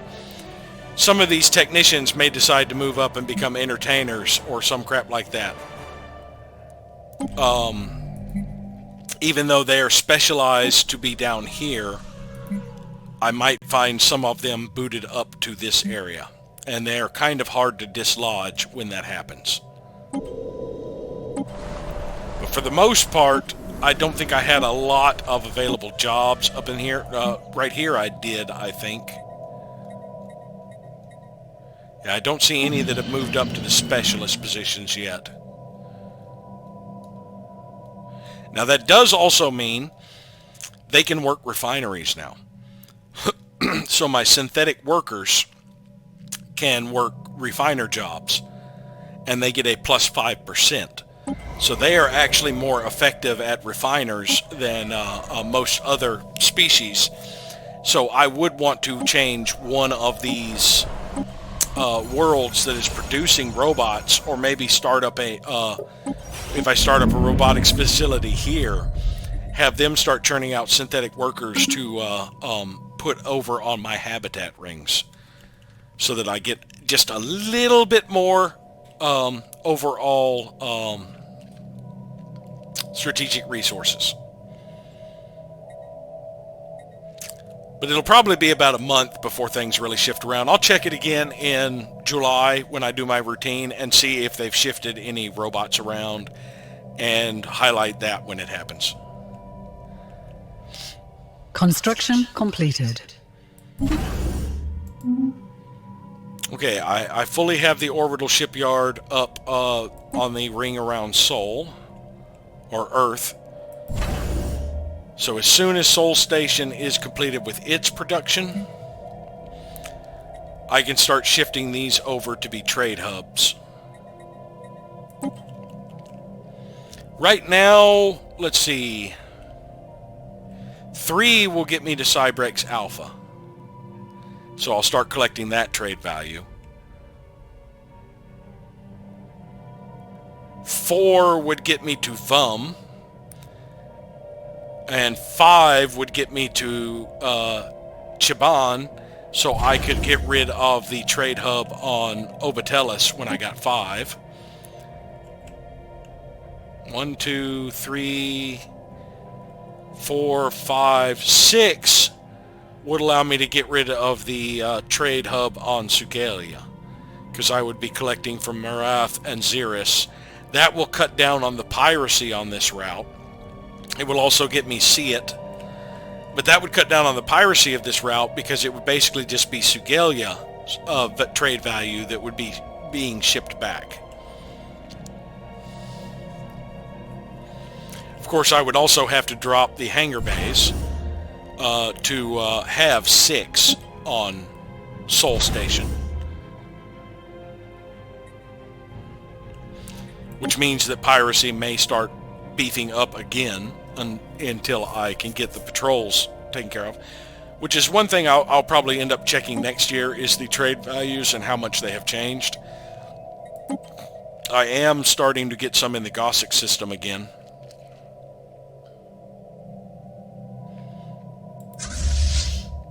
I have 200 piracy suppression. Why have I not suppressed the piracy effects down on that?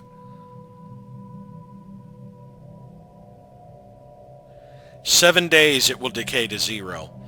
How long are you still in the system is the question. It's entering the hyperlane to Procyon in 7 days. Is that going to be long enough to suppress the piracy? Let's watch this.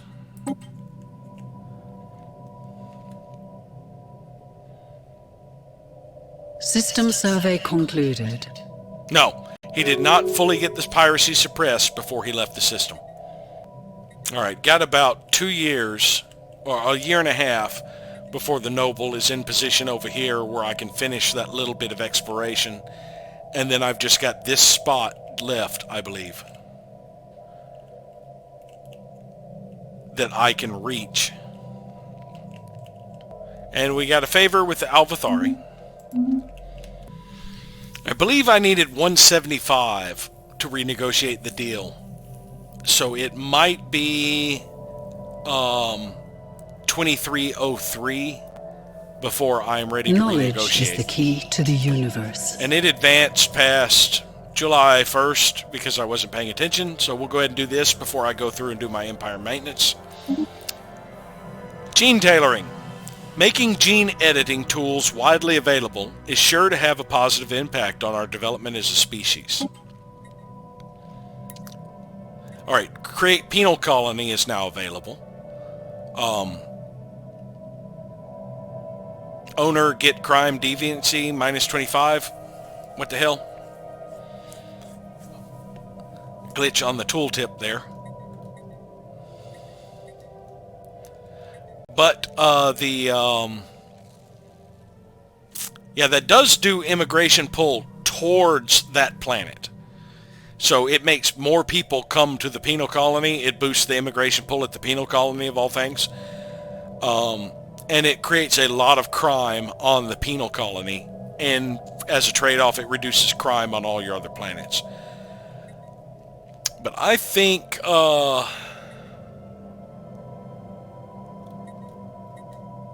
this has a passive effect of just boosting our ship fire rate overall. So command matrix might be the one to get. We could knock out interstellar campaigns, but like I said, it's not really that big. This one, the Hyperlane Registrar, is the building that gives you 1 extra collection range. And it also gives us access to the Gigamall, which is for orbital rings, and the upgraded commerce megaplexes. So yeah, let's get interstellar economics. We'll have that in 5 months and get another reroll. Here's an example of what I was complaining about once you get droids. I have 20 STO-1s on this planet, but there's only 19 working as technicians. They produce 18.5. Whereas the Trans-Yvzorak that has displaced one of them only produces 17.1. Where has it displaced my droid to?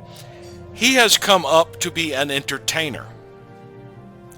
He produces less unity than the other species that are up here as entertainers, because he's not designed to be an entertainer. He's designed to be a technician. Now, the one advantage is right now they still aren't considered full civilians, so you can get them to auto-demote immediately. So I'm going to close out that entertainer slot and close out all of these. I have, and see if I can get my technicians back in the technician slot. There we go. Now I can open up this entertainer position and watch it. It's going to pull a droid. Oh, no, it did not. But I don't need anybody up in that entertainer slot right now anyway. What I could do is close out these positions to make sure that one of these guys goes up to be a entertainer. Let's see. Let's see what happens when I start closing out these positions. One of them displaced a technician, causing the technician to become a medical, to jump up here and become an entertainer again. Let's close out the entertainer slot. Alright, they're all displacing my droids. Let's get everybody unemployed. Open up this entertainer slot again. And it pulled a droid. Okay. Let's open up the technician slots again. And it's going to fill it up with non-droids first, unfortunately. So yeah, see what I mean about how difficult it is to get people working where you want them because of the way it does priorities.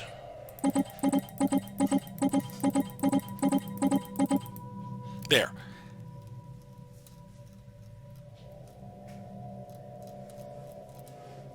Now I have nobody unemployed, it appears. Let's open up that entertainer slot again. And open up these clerk slots.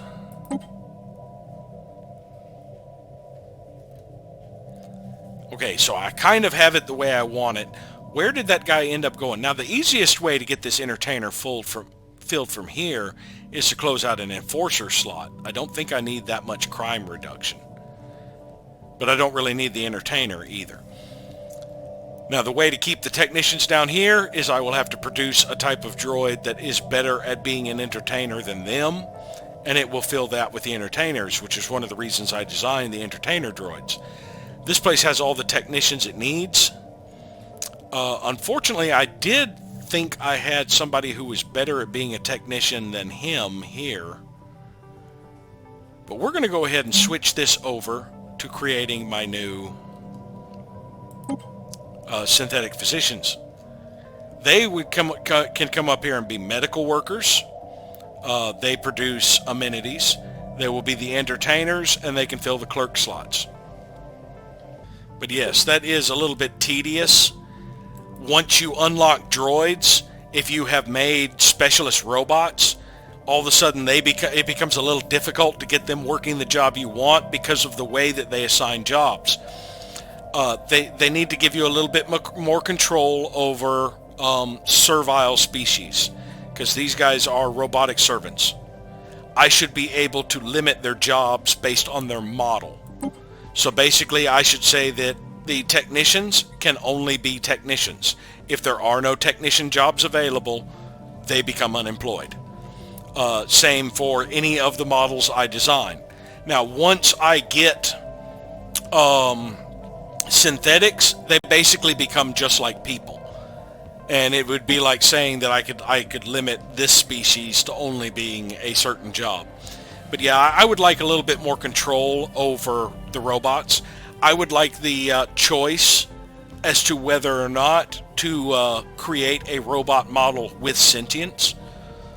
So why can't I create a cheaper robot that does not have full artificial intelligence, that just remains a mindless programmed robot that doesn't learn and doesn't think? Once I unlock droids, I lose the ability to make robots that are restricted to being workers. they suddenly are able to be specialists as well. And once I get synthetics, I lose the ability to resettle robots because they are considered just like people. Because they are fully brought up and artificially intelligent. Now, just because I have unlocked artificial intelligence doesn't mean I need to upload artificial intelligence into everything. I don't need a calculator that thinks for itself. I need a calculator that I just punch numbers and make it add. I wouldn't need a power drill that thinks for itself. I would just need a power drill that can do the damn job. I mean, it's like the amount of robots we have in the assembly process, like for creating cars, the robotic arms and all. When we create the ability to create artificial intelligence, are they actually going to waste their time making those artificially intelligent? Or are they just going to keep them with the limited program they have because it works? Well, here is another case, adding to this rant. I have just gained an extra population on this planet, and it has ended up displacing one of my technicians.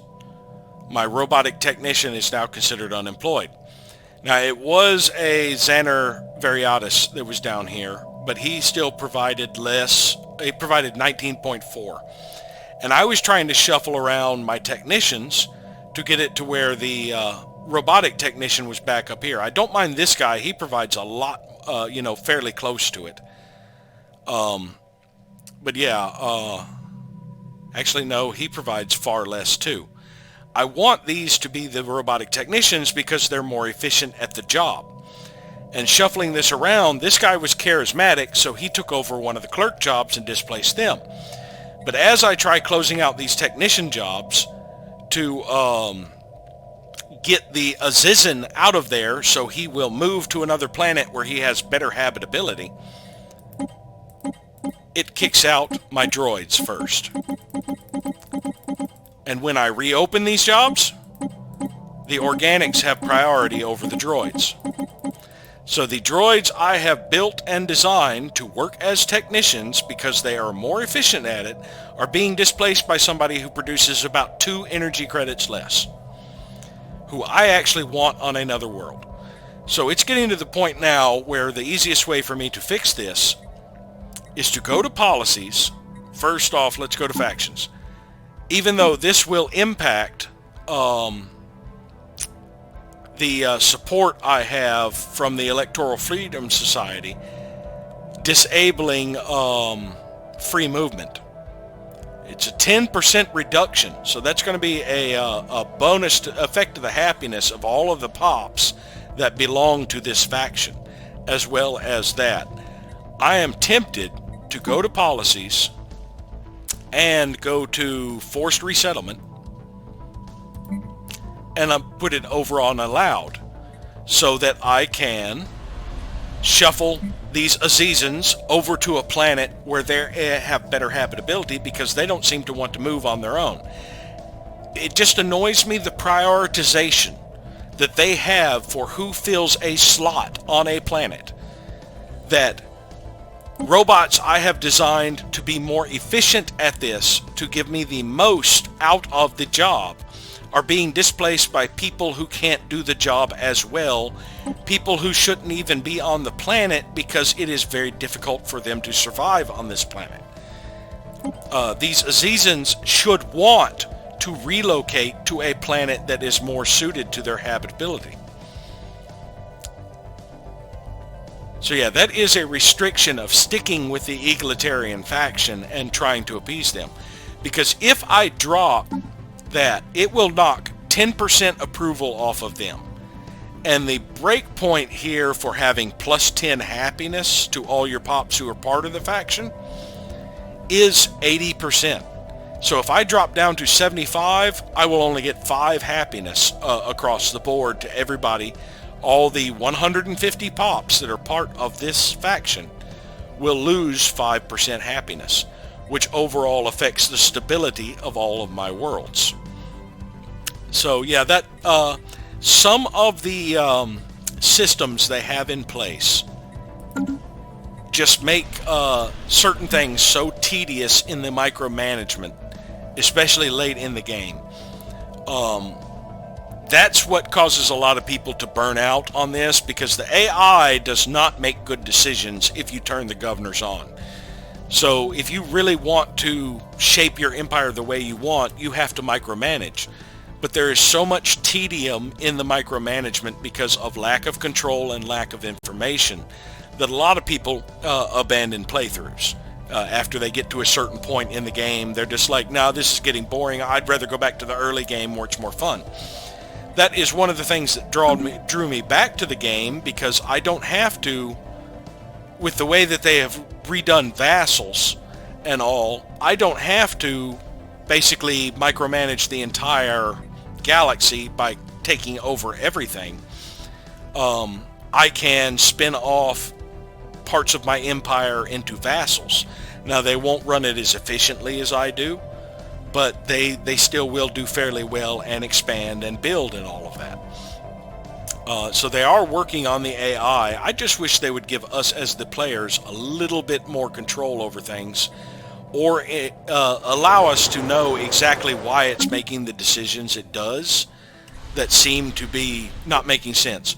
Why did these Azizans migrate to Earth when I made them, when their habitability was Arctic and I had worlds that were better for them to inhabit? When that one Azizan left Earth because of the population, he was unemployed, why did he migrate to a savanna world where he had worse habitability than going to one of the available jobs on the Arctic, the tundra, or the Alpines that I have? Why is it you keep pulling my droids up that are specialized to be technicians to be entertainers because an entertainer slot is full? How are you weighting these decisions? I would like to know.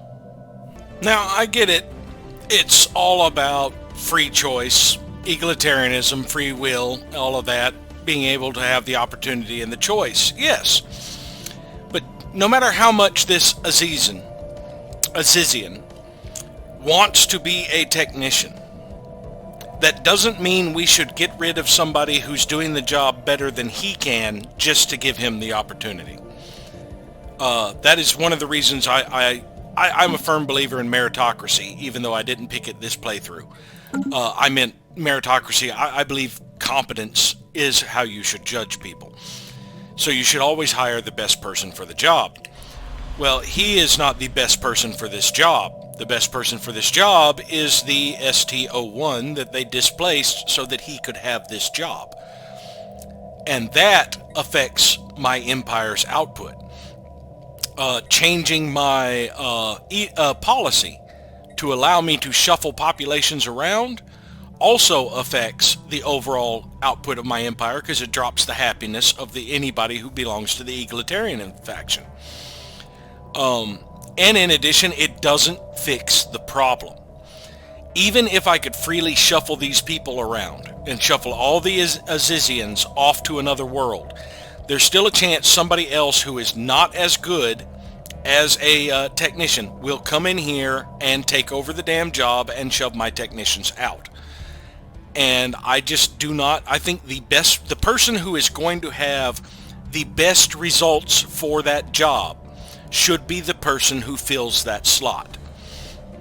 So what they should do is look at your overall output to decide who gets put in a particular job, and always get the best person for the job. Have them displace people that are already in it. If I have more population come up that would be better politicians than my current politicians, they should damn well replace my current politicians, because that's the way the world works. The best person for the job generally gets it. And that is one real complaint I have about this game. Even if I sit here and micromanage, pull all the Azizians off to worlds that they have better habitability, I still have the problem with people who stay on this world displacing people for jobs that they are not as good at. And that is, I think, a failing of the core mechanic of the game, of placing things, and one of the reasons the AI performs so poorly in the game, because of how they choose how the pops are shifted around. Even when I play an authoritarian government with slaves and stuff like that, where I have strict control, you still run into this problem later in the game if you have multiple species. That you just don't have enough control, and they have a very poor algorithm deciding who fills the job slot.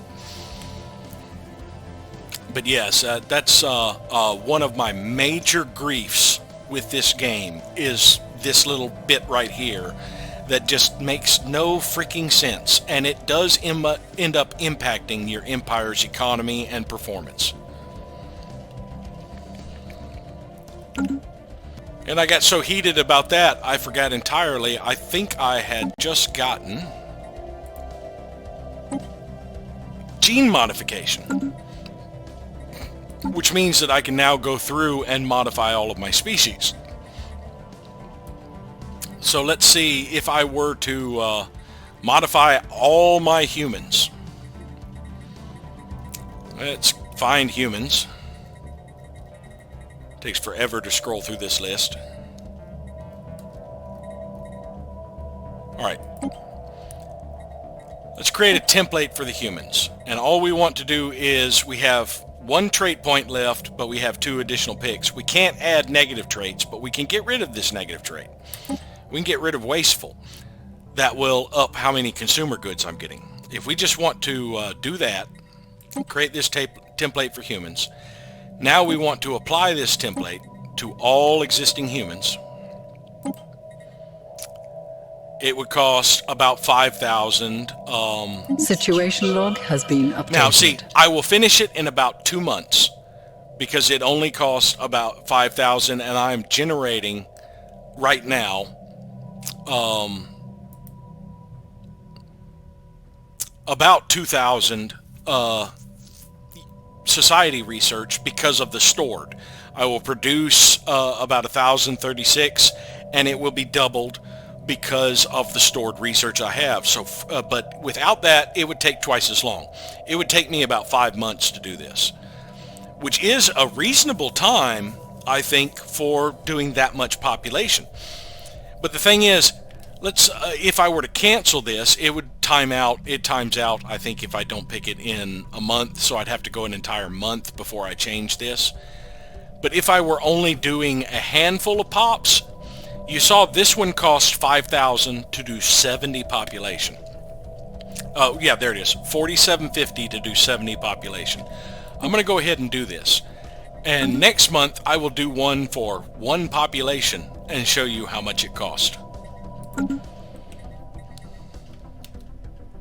Or not next month, but when that project is completed.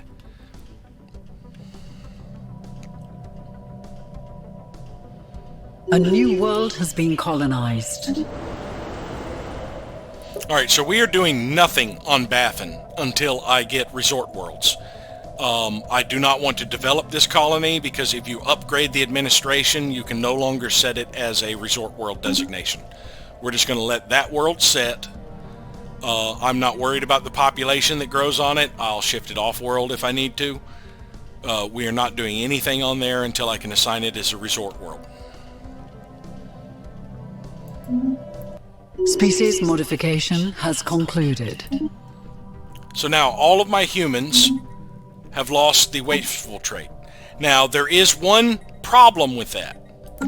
If I go through my planets, any place where a human was in the process of growing, that does not affect.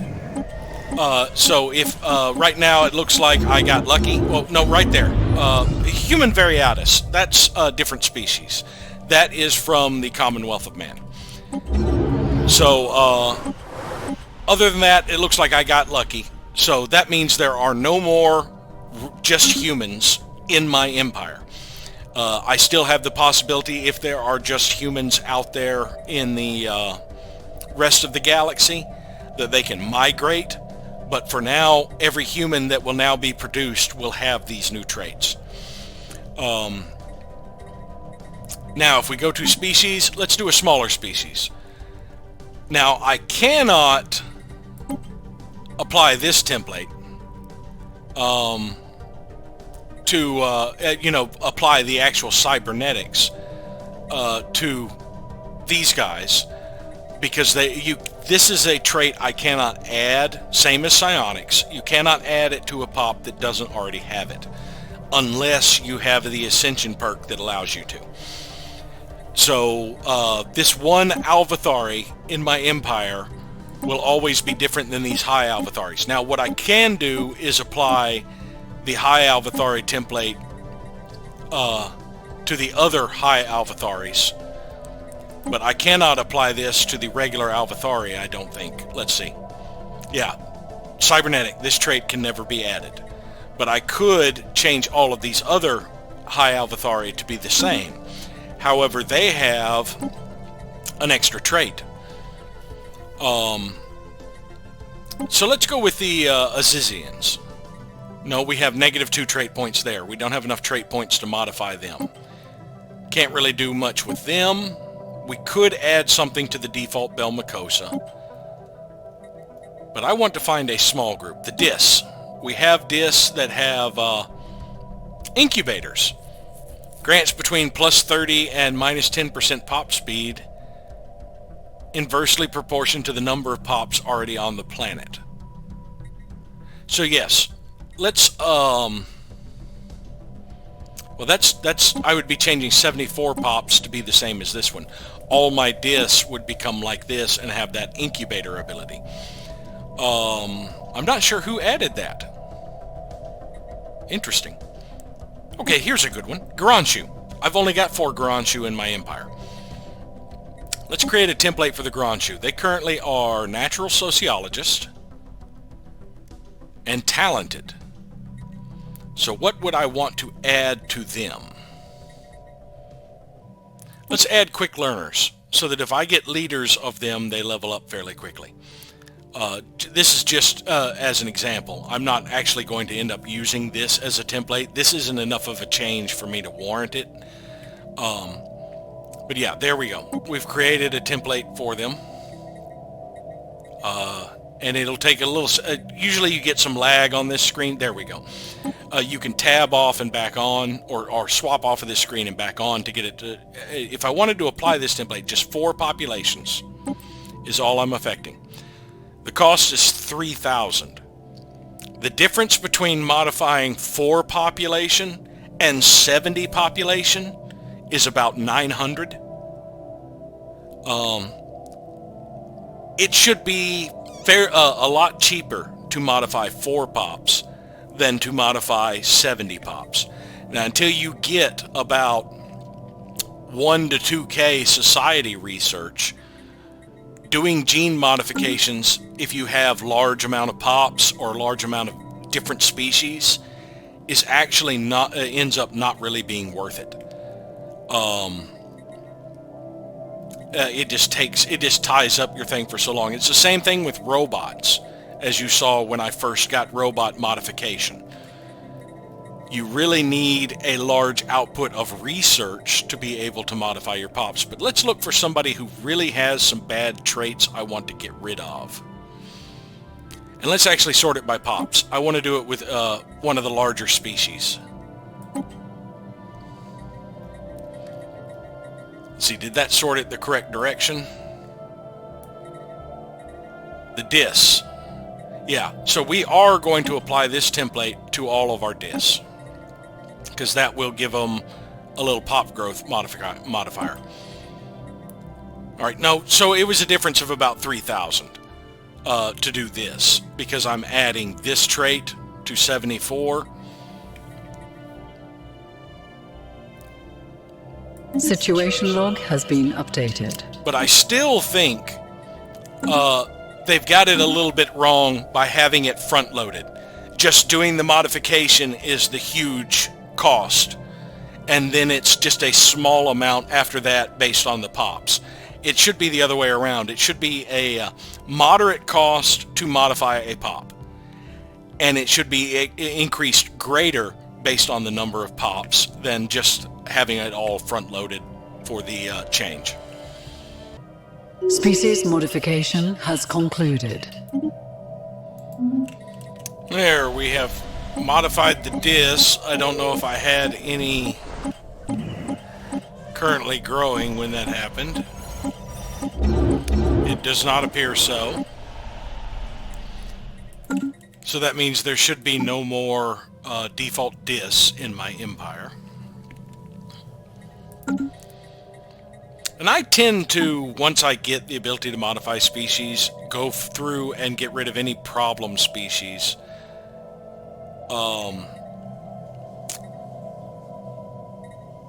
Or get rid of any seriously problem traits.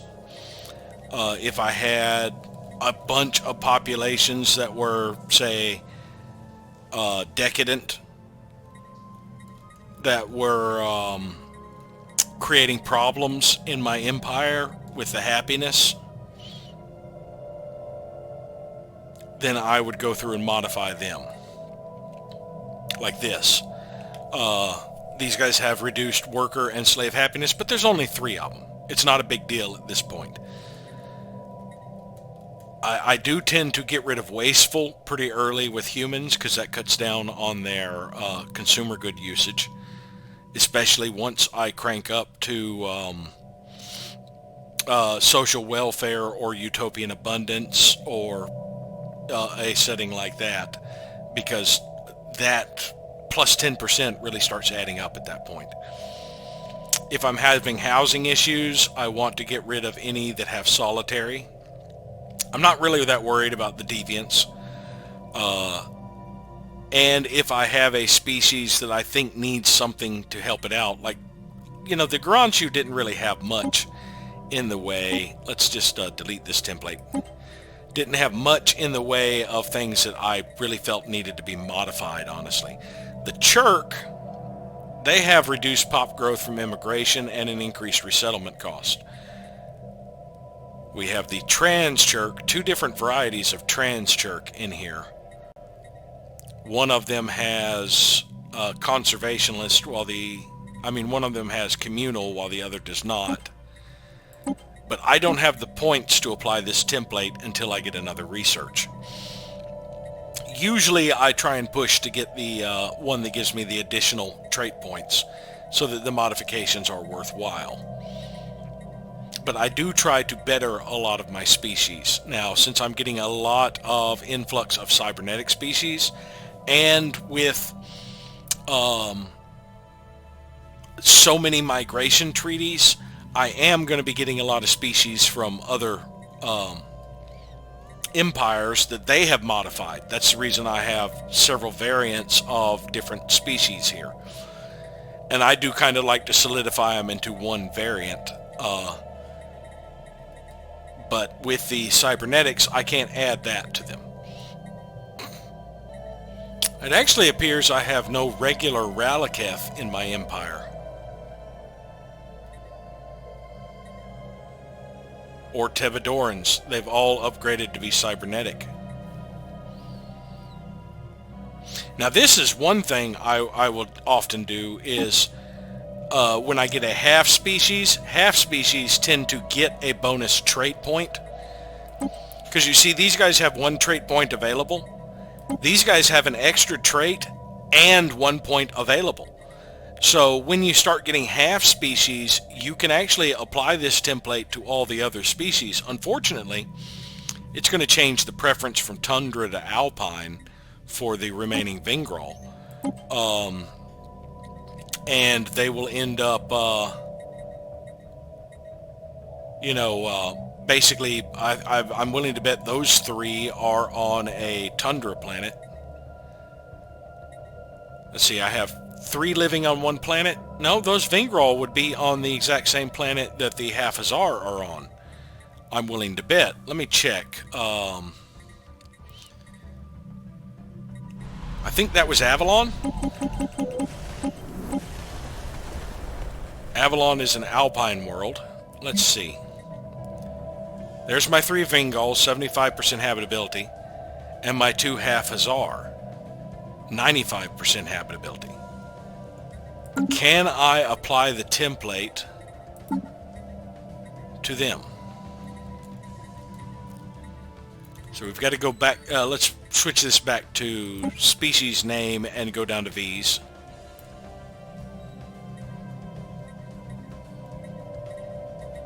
So the half is R. If we were to apply this template, well, first, we do have one trait point. So let us go ahead and create this. We could get rid of solitary because there's not really anything I want to add to them. They've got nomadic. They've got resilient.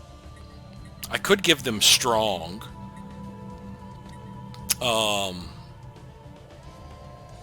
That would boost their army damage in addition to that. And give them a little worker pop output. These guys are industrious, so that would make them really good miners. Now it's not letting me remove the trait I just popped up there. Alright, cancel that template. Because I would actually want to give them very strong, but that costs 3 points, so I should probably wait to do that when I have more trait points. We can go ahead and get rid of solitary. That didn't do... let me close that out. Solitary just ups their population housing usage. Now, you know what? Let's not modify a template for them yet until we get more trait points, but let's go ahead and apply this template. That's Tundra preference. They're on an Alpine world. They're on a Gaia world. We can't apply it to these guys because they're cybernetic. Now this is a Tundra world. I mean an Alpine world, and they had a Tundra preference. So if we apply to that, it should, I think, change their preference as well. And 3 pops. Situation log has been updated. Takes 2 months.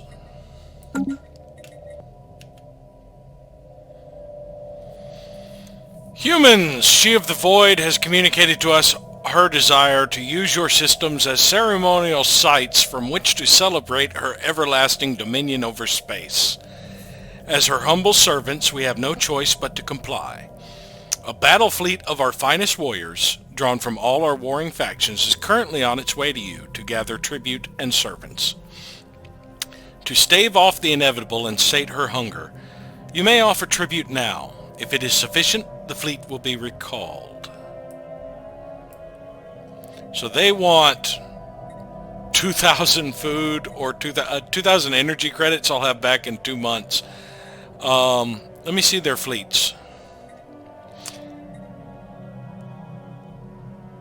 10 to 14k is the fleets in there. I think the raiding fleets are about 5 to 7k. I have a 10k fleet right here at this border. I have an 11k fleet that can get to this border. You'll get nothing from us, scum.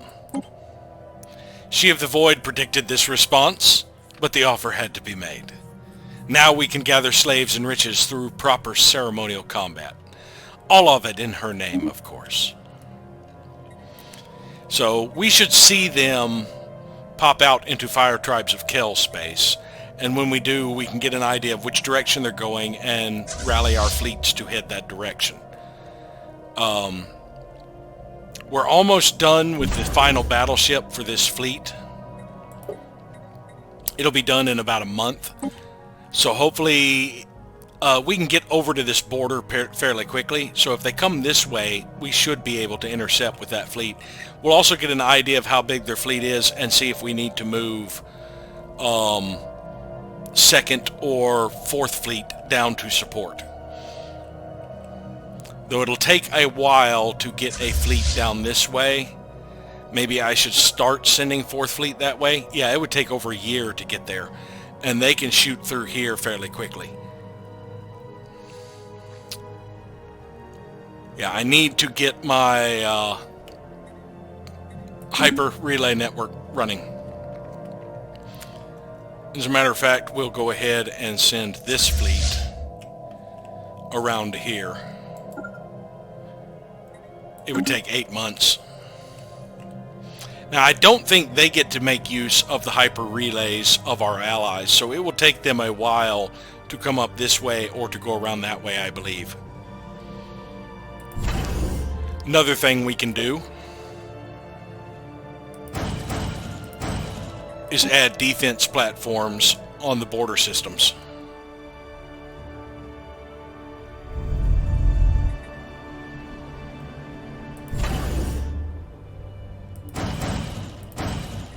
Six months, they'll all be up. So it'll take him... upgrades applied. Oh, and I was also upgrading all of the existing defense platforms since I got upgraded armor. I don't believe I Ship had upgrades applied. upgraded them. But yeah, we need to keep an eye out for their fleet popping up. Species modification has concluded. So we got the Haphazar species changed out here, so let's have a look at Avalon.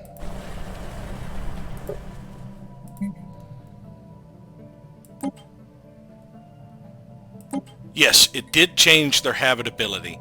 So now these guys are actually better miners than my robots, I believe. 6'5", 6'5", 6'6", 6'8". They're better than the Onid Karak as well. So let's see, if we move the people out of here. Why did you put technicians here? You are not as good as my technicians, damn it.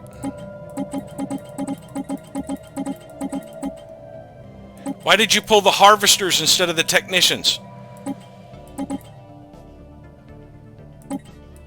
There we go. Alright, get that harvester out of there.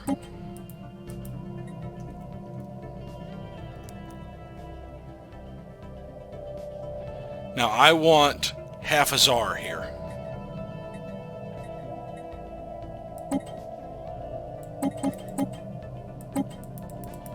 I want Haphazar here, not freaking...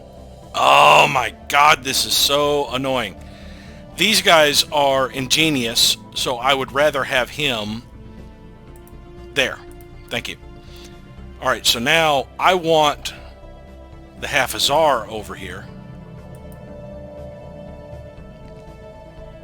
There, it pulled them over here at least. Now, where did my... I have two more miners. Where the hell are they? What the hell are they doing up in entertainer positions?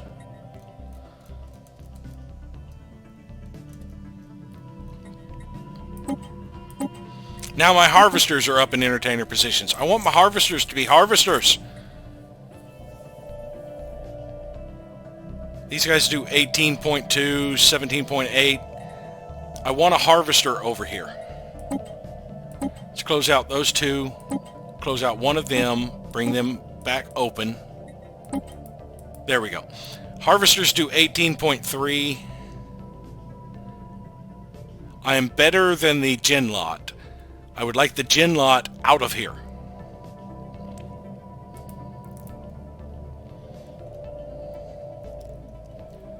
But unfortunately, whenever I unemploy somebody, like it just moved these guys out of the, moved a harvester over here. Oh my god, this is so frustrating.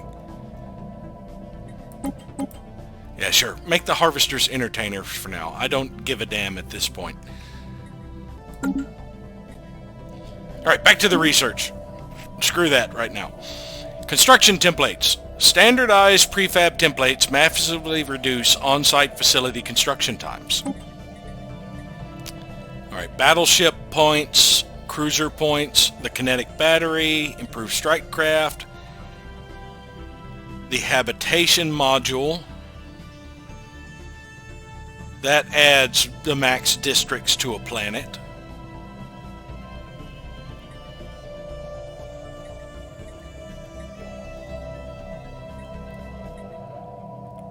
I believe we're going with anti-gravity engineering to get that habitation module. Well, we don't have building slots. Well, that's module, not building.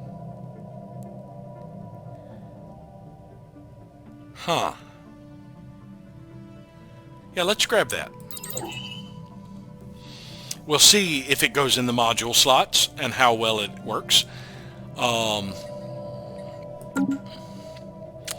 Now, I need to keep an eye out for these damn freebooters, so I can get an idea as to how long it's going to take them and which direction they start heading. If they come out here, they're headed that way. If they come out here, they're headed that way. And if they don't come out at all, I don't know what the hell I'm going to do. It shouldn't have taken them 3 months to get out here. This is what I don't understand. It's prioritizing non-robots for jobs down here, even though my robots are better as technicians because they were designed as technicians. But when it comes up to, I just designed turned out my first synthetic person, I guess I'll call them. I was going to say physician, but they're actually better entertainers. Turned out this one, he instantly went into the entertainer slot because he is better at being an entertainer. He provides more amenities. He's about as good as a Chirk for the Unity, oddly enough. Yeah, 30 from buildings, 10 from... So that's 75.8. This guy is getting the same 75.8 plus another 15%, but he's getting the exact same value, 2.45. So why is his plus 15% not meaning he produces more than this guy who doesn't have a plus 15%? The math is not adding up. But yeah, he displaced a Chirk because I now have an unemployed Chirk. Now when this Chirk goes down to worker, demotes down to being a worker, I guarantee you he's going to displace a technician, which I do not understand because he is not as effective as the technician in this spot. So it just does not make sense to me how they choose who gets what job. It seems a little off in the logic of it, and that needs to be addressed. I did finally manage to get them shuffled around. It took some doing. Basically, I prioritized clerks to pull things out and ended up prioritizing the areas with the stars so that it would move the proper people to it. It took a lot of finagling, and I had to end up closing out some jobs up here, making people unemployed so that the robots wouldn't be tempted to go up there, and eventually shuffling jobs around. And then I ended up with enforcers. I actually would like the humans, the organics, to promote up and fill the entertainer slots, but if I prioritize entertainers, it's going to pull out my harvesters, my miners, and my technicians to fill those up there and just screw everything up. I would like the clerks to go up, but if I close out the clerk jobs to make these people unemployed, they displace my robotic workers, which just is annoying. Why can't these people, when I pull them out, promote up? There are available jobs that are better for them. Why won't they go to them? I don't know. But I have a little bit of maintenance I'm going to have to do as the turn progresses. Basically, I started upgrading these advanced research complexes. I didn't have the available exotic gases. What I was doing was I was slowly phasing out the gene clinics at this point. Now that I have a variety of species that are good on these worlds, I no longer really need the gene clinics so much, and that'll also make my robots more fit to work certain jobs. So what I did is I closed out the jobs to make them unemployed and downgraded the gene clinics to give me the exotic gases I needed to be able to pay for this upgrade when it is done, because I want more research.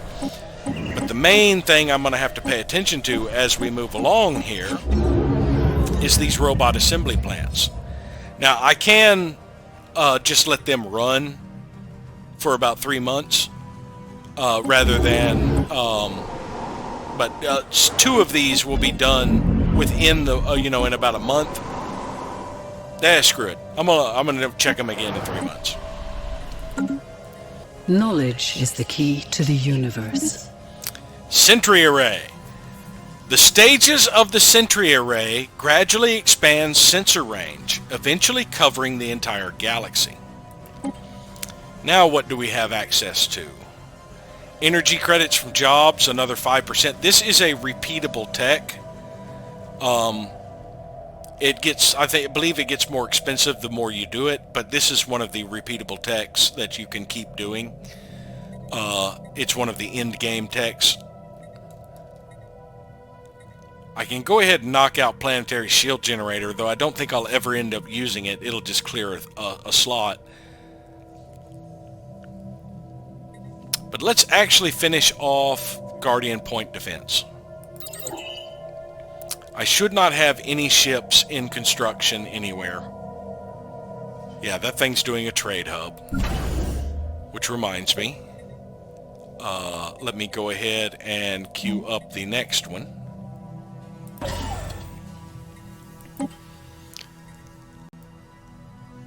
Now let's see, I have a constructor somewhere. Where do I want to place the sentry array?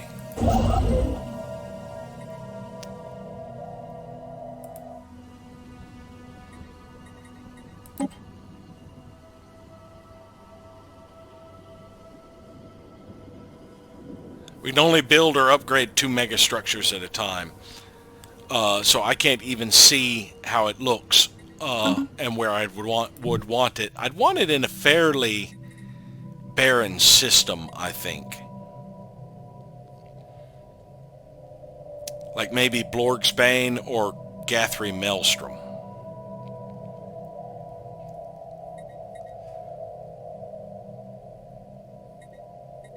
But also I'd want it in a system I could easily protect. Ebriri. Let's put it there. Okay, so this guy, he's waiting to do continue my hyperlane relay. I'm actually going to move him to here.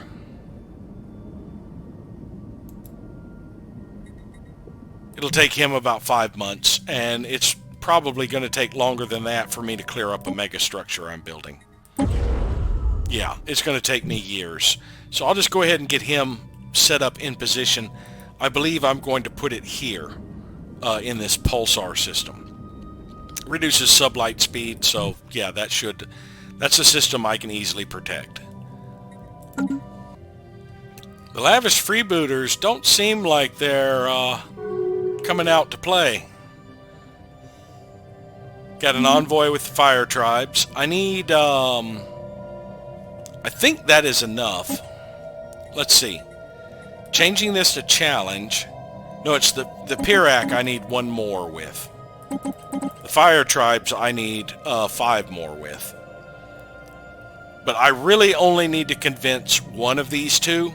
So if I can get a favor with the Pirac, and I need to do it within the next year or 2. If I can get a favor with the Pirac, we can push this through.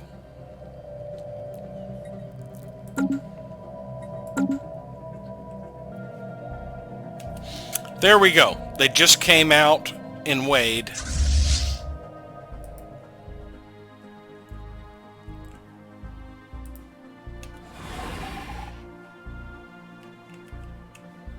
Please tell me they're not using the hyper relay.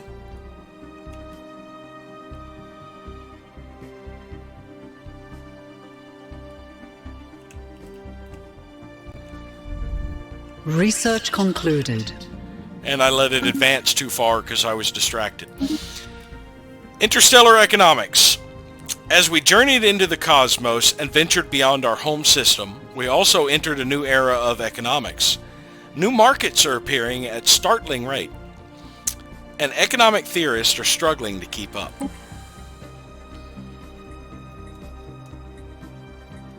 Ecological adaptation will allow us to terraform inhabited planets. I'm not interested in really doing that. But I believe that is a precursor to allow them to spontaneously change their habitability to match the planet. Alright, let's go ahead and get Fleet Command a limit. The Doctrine for Interstellar Warfare.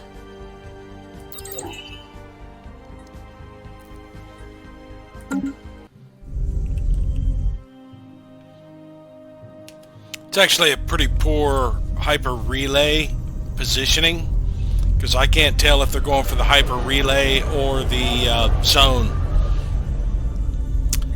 The Hithian Supremacy Vanguard support made the Hithian Confederation more xenophobic.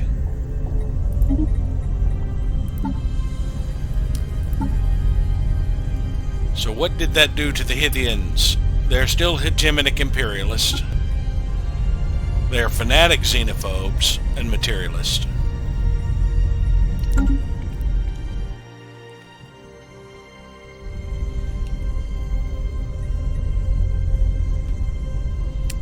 Now please tell me the people coming to raid me are not going to use my Federation allies' hyper relay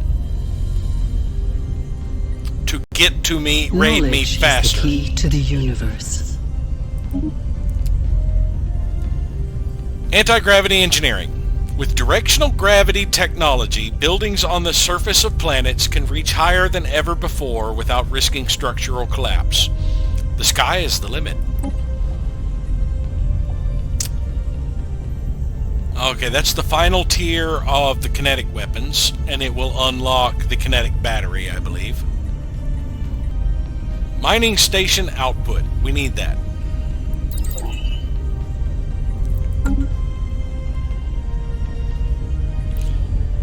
Now before, let's go ahead and click on Earth and see, is it a module? Yes, it is. Habitation modules add districts. Maybe I do want to keep the shipyards on my star bases, so because each habitation module will add an extra district slot. I could add 4 districts eventually to Earth if I didn't have the orbital shipyard here. Now that is adding 4 habitation modules would be equivalent to adding a habitat in orbit, basically, because you will get 4 additional districts, and the basic habitat only has 4 districts, and it's for a fraction of the influence cost. Instead of it being 150 influence to build it, it would be 4 of these would be about 80 influence. So about half the cost. But yeah, I think I still do want the shipyards here for now until I come up with where I want to put my actual shipyard. Which reminds me, yeah, you still got a while on that trade hub.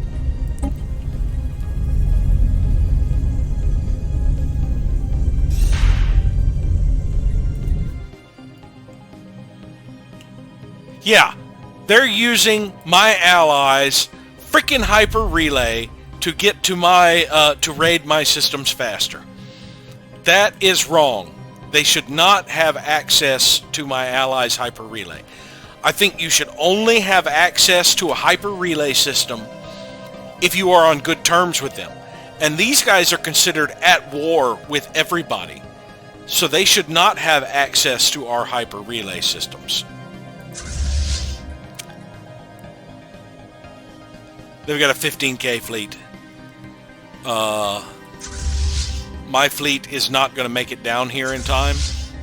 It's going to take a year to get here. He's about to pop through a couple of hyper relays. This is not going to go well for me. My defenses are built up.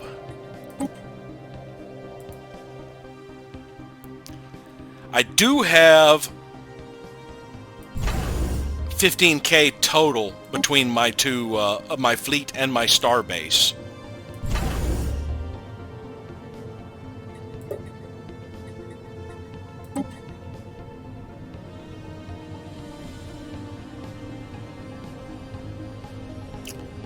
medium cutting lasers, null void beams, armored torpedoes.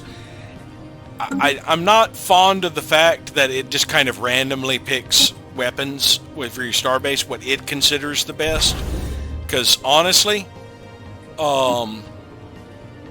these medium cutting lasers are not as good as the laser designs I have. The average damage on that is 6.84. If we go into Ship Designer and look at something with a medium weapon,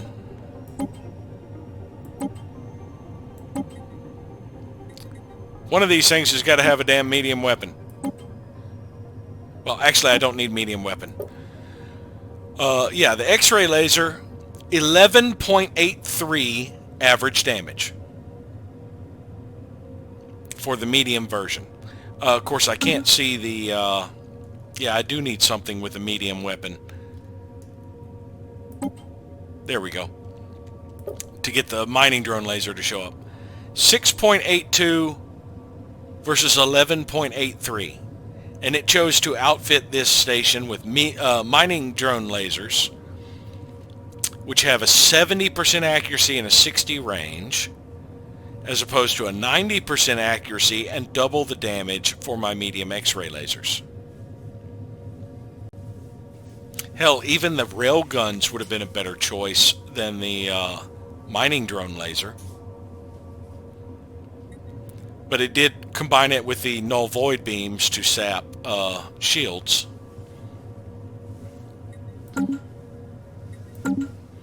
How many null void beams were on this damn thing? 2? 2 null void beams, 4 cutting lasers, and 1 armored torpedo.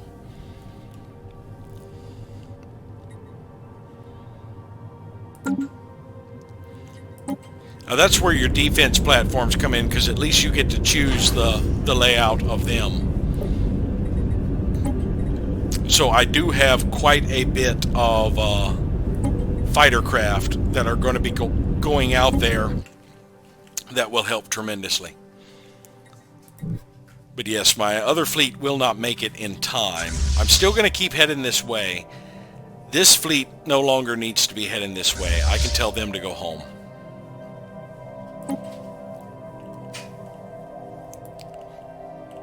Now, if I had completed my network, I probably could have made it in time.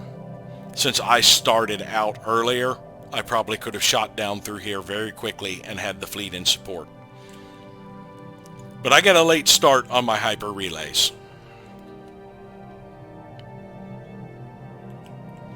But yeah, it is very disappointing that these guys are using my allies' hyper relay network.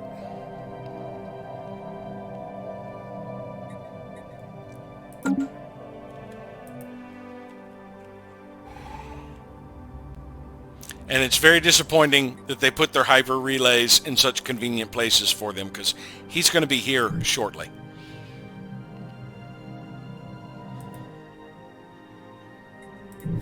Now I could bring... well, that's only 2 corvettes. That ain't going to make a difference.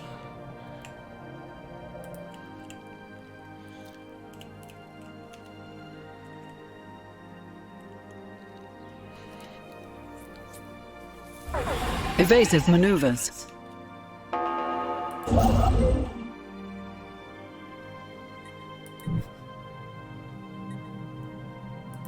Is he going after my constructor?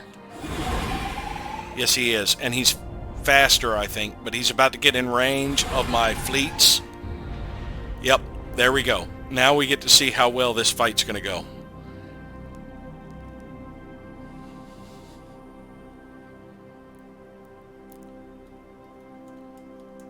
All of his have needle or thorn in the name. Trichome, chrome, or trichome. Iron thorn. Well, there's one. Rash. Piercer. Petal. Piercing slinger.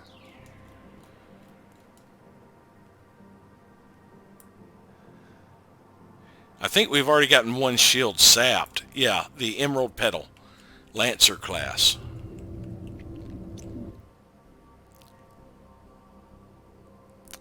That's the, that says Frigate Petal. Oh, that one's... armor and shields are gone.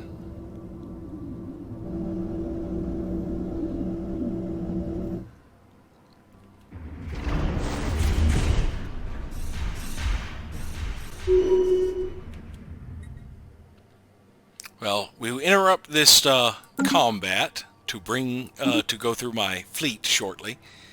Governor Boka gained a level. Looks like he's going to make it. He did lose his armor and shields, but he still got full hull.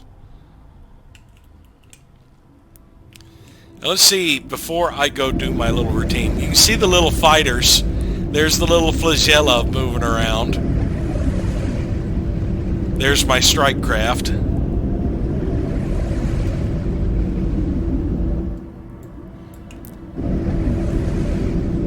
Are those my strike craft or his? Does he have strike craft as well? I wish they would bring back... our sinners can make no sense of the strange vessel. I wish they would bring back the ability to... scan enemies when you are in the system with them, so you can see what their loadouts and weapons are and get an idea, because you are fighting the damn things. We've gotten one of their ships. They're about to lose another.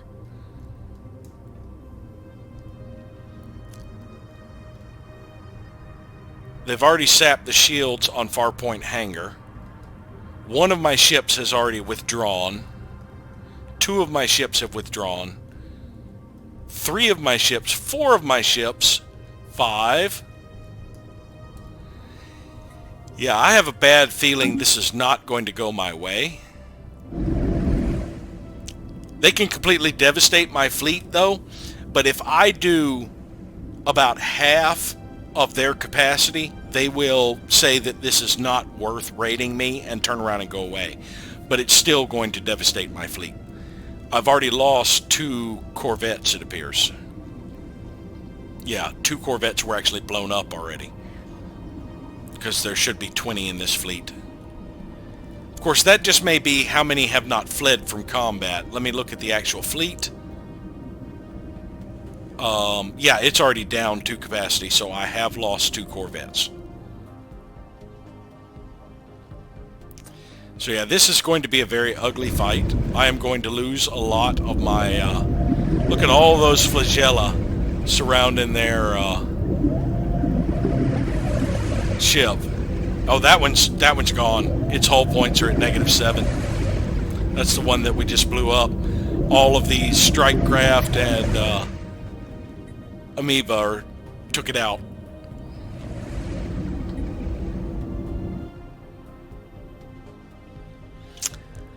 Since I have a starbase here, I'm probably going to upgrade the defense platforms, because I don't think I can look at it now. Yeah, I can.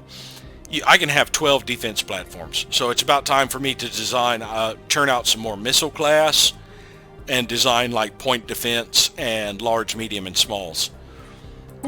That would have helped out if I'd had this point beefed up. But yeah, I think I need to start focusing on protecting my borders from raiders.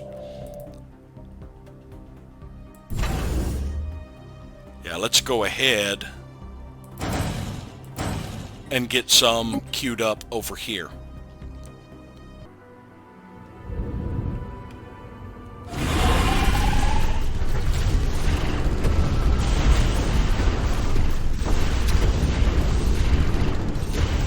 We have lost a military station.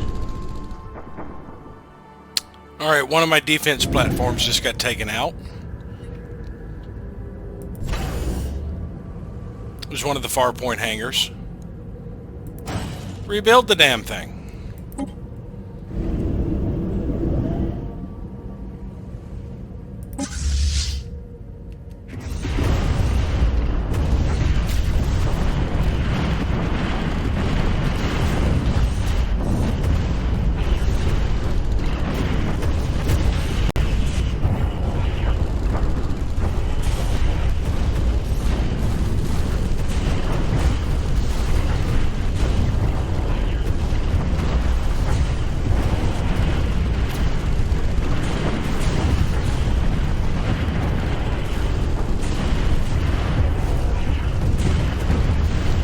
This isn't going quite as Knowledge is the key to the universe. poorly for me as I thought. I believe we are going to stop them, but my fleet is suffering serious injuries. Yeah, we're down cruisers, one of our battleships, 2 of our destroyers, and 9 of our corvettes. 1 cruiser is all we lost so far. And we had quite a few flee combat, but we have whittled them down to where they are technically weaker than our... they took out all of our defense platforms, but one of them is about to be turned back out. 12 more days and a Farpoint hangar will be back in the fight.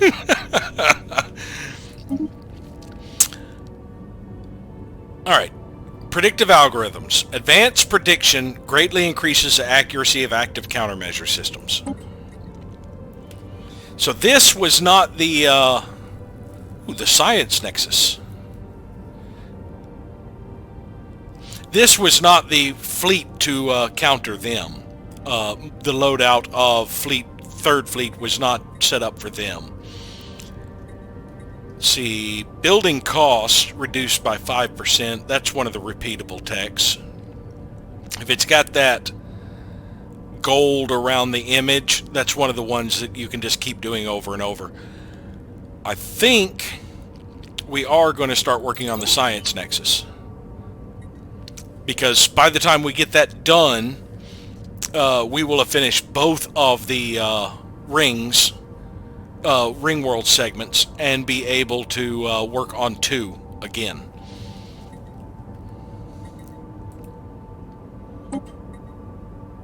Alright, so we have upgraded point defense.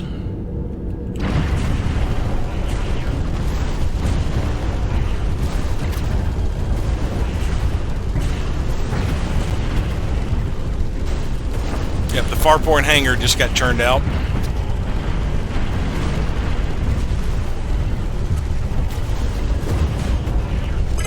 Construction completed. Yeah, we're going to win this fight, but it cost us quite a bit. And I think they just blew up the hangar I just built. No, it's still good.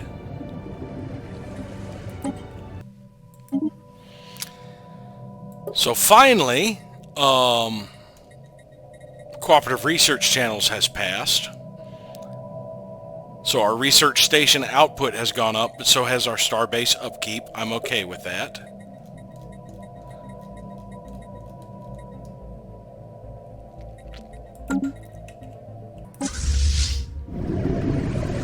Knowledge is the key to the universe. Oh, I forgot to renew that.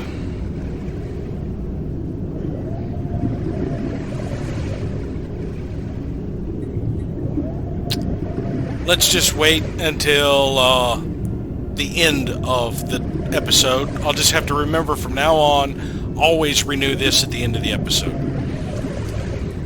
So we'll let that go for a little bit. It's another election cycle. Of course, by a wide margin, they want to re-elect Jog Naksheen. She has been doing an excellent job.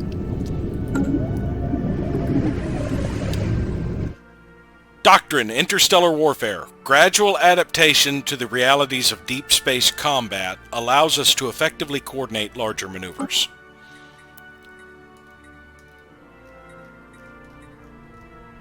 Well, we get an extra gene modification point with this one. Still haven't gotten resort worlds to pop up. I wonder if there's another prereq I didn't get. Let's see, the climate optimization stations boost food from farmers. That's a building, not a module, for the orbital. Yeah, let's get the gene modification points.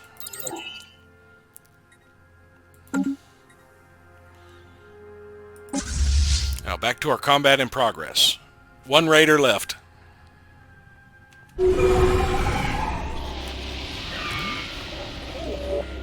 It did quite a number on us. The Lavis fleet that vowed to raid our space has been destroyed as a result of a fleet action in the Olmec system. No survivors have been reported found amongst the debris. Now we do get a Ripper autocannon regenerative hull tissue, so that will automatically complete the Ripper autocannon because we only had a month left. We have 5 years to get over here and research this. I do not know where my nearest science ship is, but there's an easier way to do this.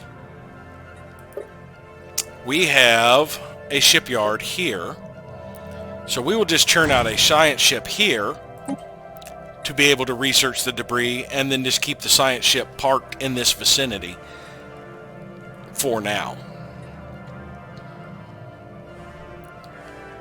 Now, where did my constructor ship run off to?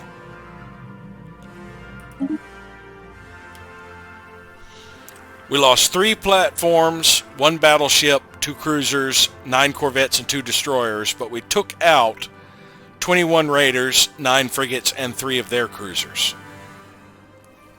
Overall, I still think we lost a hell of a lot in this fight.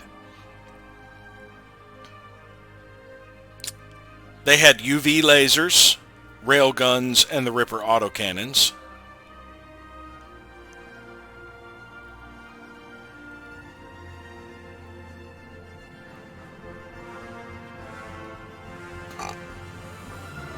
We only evaded 3% of their attacks.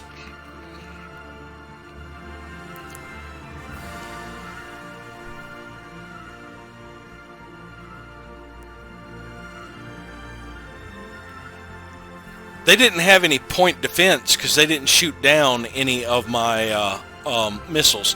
And my point defense didn't shoot down anything, so they did not have missiles. Everything I had ended up being overall extremely efficient against the things. They were really weak to armor. They had more Ripper autocannons and railguns than lasers, most likely.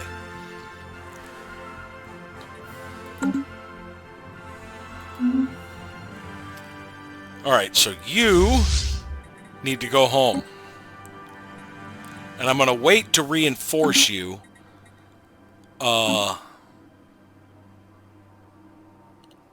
Because I believe you are due for an upgrade.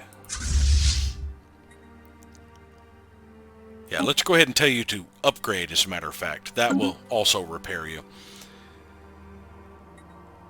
And you'll probably be fully upgraded before... Let's see, who all is upgrading? I didn't even check. Let's hit stop on that. Just the corvettes. I can't see which ones. I could see in the fleet manager, I think. The pickets. Yeah, because I upgraded the barrier point defense. So yes, this was a little bit...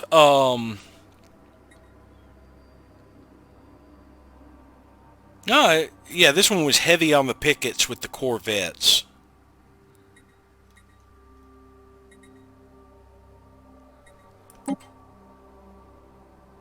It had a lot of strike craft.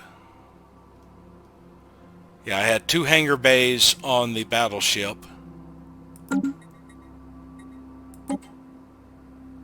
I had a lot of missiles, too.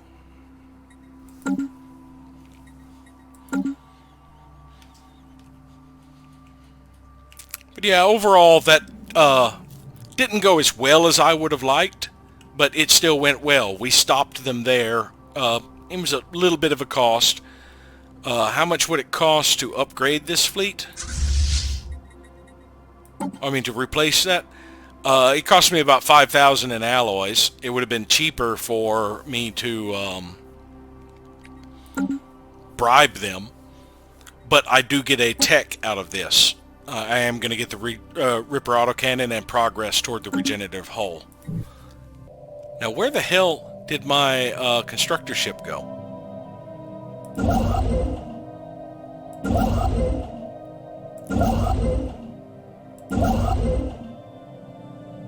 The hell did you run all the way over there for?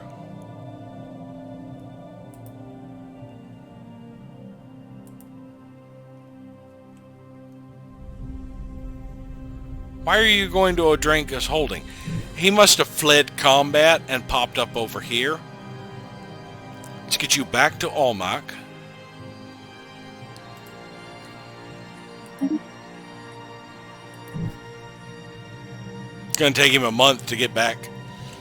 Let's see, where else? I think that was it.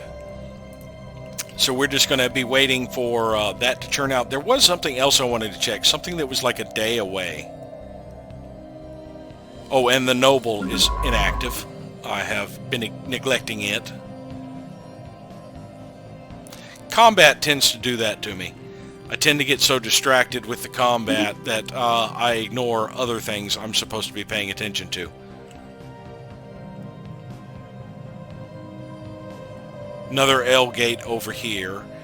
As soon as we get to there, we should see that system and that system. So after we get there, we need to come back down here. And that should get us visibility. Actually, we need to get all the way to there. And we've just got this one section, because this will give us visibility on all of this. We've just got this one section over here. Once we finish exploring it, we can come back home. Alright, so you, 4th Fleet, can go back home. Prime Awareness has declared war on the Hithians.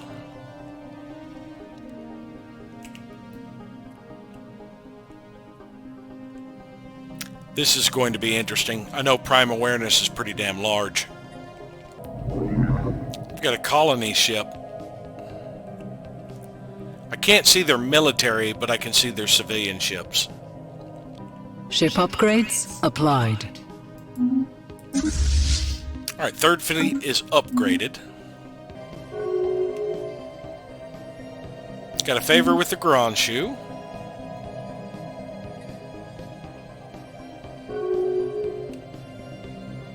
Hazar has entered into a research agreement with the Gronshu. Fire Tribes of Kel wishes to declare war to vassalize them. I know the Hazar are going to vote against it. Since it requires a unanimous vote, I'm just going to wait and let the Hazar see if the Hazar is going to vote against it.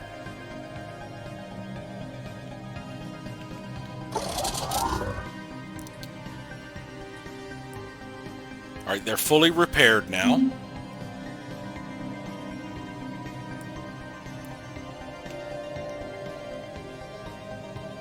And our science ship is available. So let's assign a leader. Let's see, who can I move?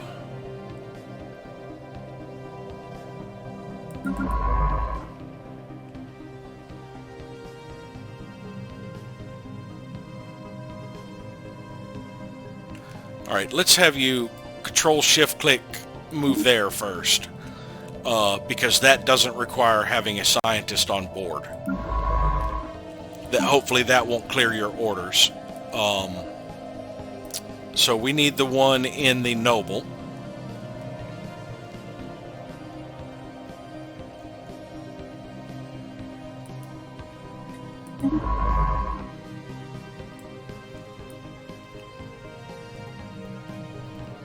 Oh, I know why the Hazar hasn't voted yet. They have to vote with me. They do not have independent diplomacy right now with our current agreement, I don't think. Wait, I could see it from that screen. I don't know why I moved it. Restricted voting. Force, must follow the Overlord's votes in federations and galactic community. So yes, I'm going to have to vote no.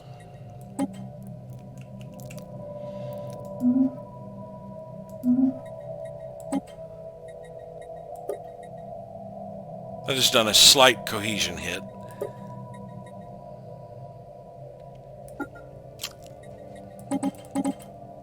I still need one more favor with the Pirac to change that. Alright, research the projects in the system. Knowledge is the key to the universe. Nanite material probes. These special probes are equipped with swarms of nanites that identify previously unknown mineral concentrations and mark them for later extraction. I believe that is the final research for mineral output, apart from a repeatable possibly later on. We do have to replace Durstill. That was one that is going to take a month to knock out. So yes, that was one I'd been waiting to pop back up.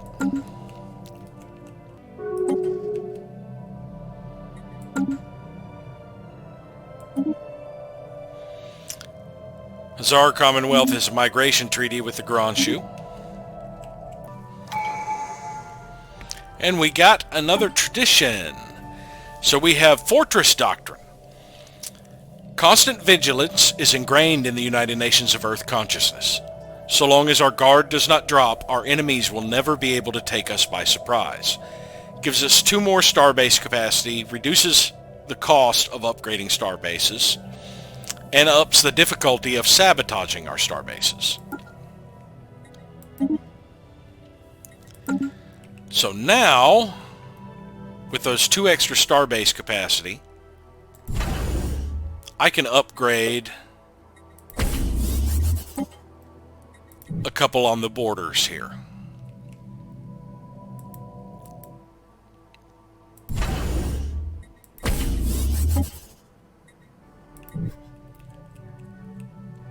And get them started. Now, they won't take as long as they used to. I think it used to take a year to do. Yeah, it takes 8 months instead of a year.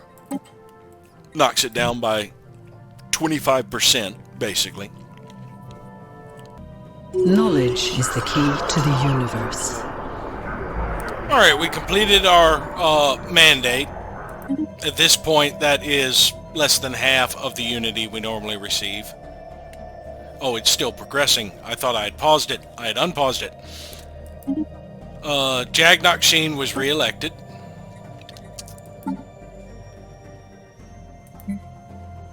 They want us to build 2 more generator districts. Should not be a problem. Tezekian Hive has declared war on the Alvathari. That is not good. Alvathari I kind of liked.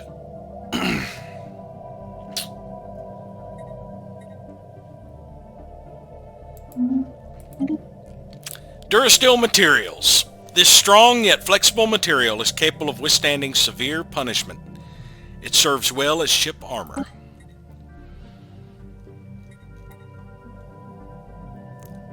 So we still don't have the additional building slot. Upgraded afterburners would give us more evasion and sublight speed. I think this is the final upgrade for the Swarmer missiles.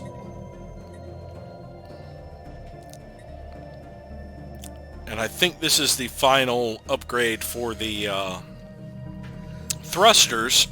I mean, apart from like the dark matter stuff.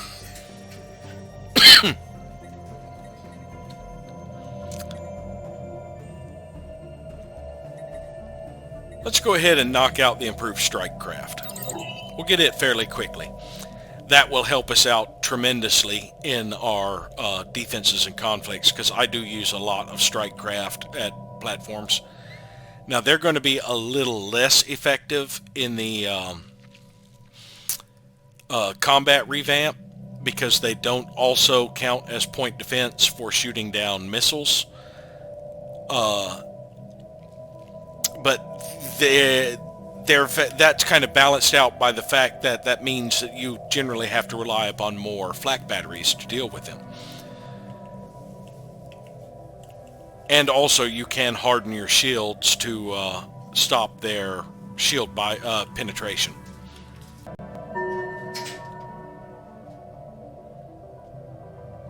Your subject has reached Tier 3 of the Stellarium.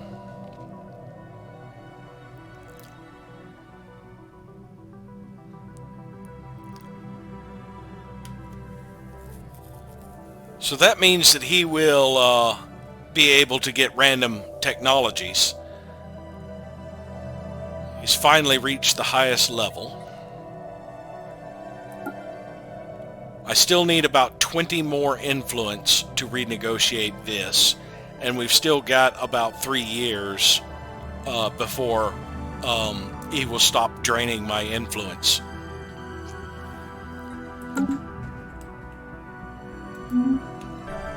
We did have another Azizian displace one of my technicians. Let me find a spot to stick him real quick. I need to find a spot that doesn't have full technicians, like Ultinia. Ultinia doesn't have a technician at all. Let's grab one, that way we can compare to them. There we go. Interstellar debris analyzed. 10% progress to Ripper cannons. I guess we didn't have Ripper cannons at 1 day away. Otherwise, that should have popped it. But now that he is done analyzing that, we can put him back in the one that's surveying. And let's just relocate this ship somewhere else.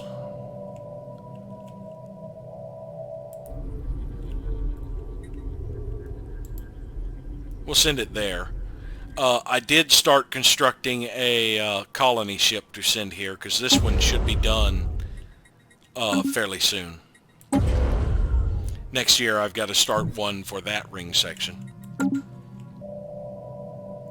Knowledge is the key to the universe. Targeted gene expressions. Stricter control of RNA and protein production on the cellular level. There's my building spot. Durasteel infrastructure. Also boost colony development speed. And I believe that is the one we are going for. So we can have our final building slot take about a year. Now, I could start doing some species modification because I now have more available points, but I do not want to delay getting the extra building slot any further than necessary. I do have a new world specialist.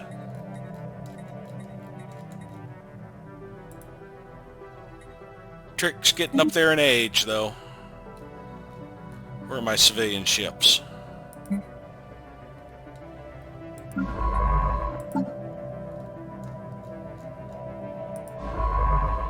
There we go.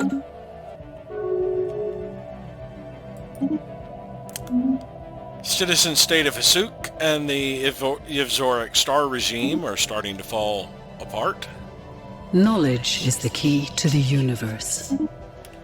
Improved strike craft. The next generation of strike craft featuring improved avionics, better handling characteristics, and more powerful armaments. Yeah, the mega cannon we have now unlocked. That is an X-slot weapon for battleships. Synthetic workers. Boost robot output. And will basically make them full-on citizens. I won't be able to shuffle them anymore, but they shouldn't get displaced as easily because they are considered equivalent citizens. A quick search through here. The Ripper autocannon is now a fixed one. We could have it in 3 months.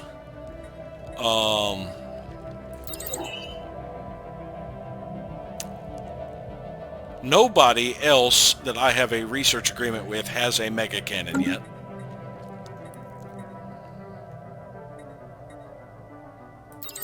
The final tier of strike craft. Dzekians have that. Final tier of armor. Nobody else has that.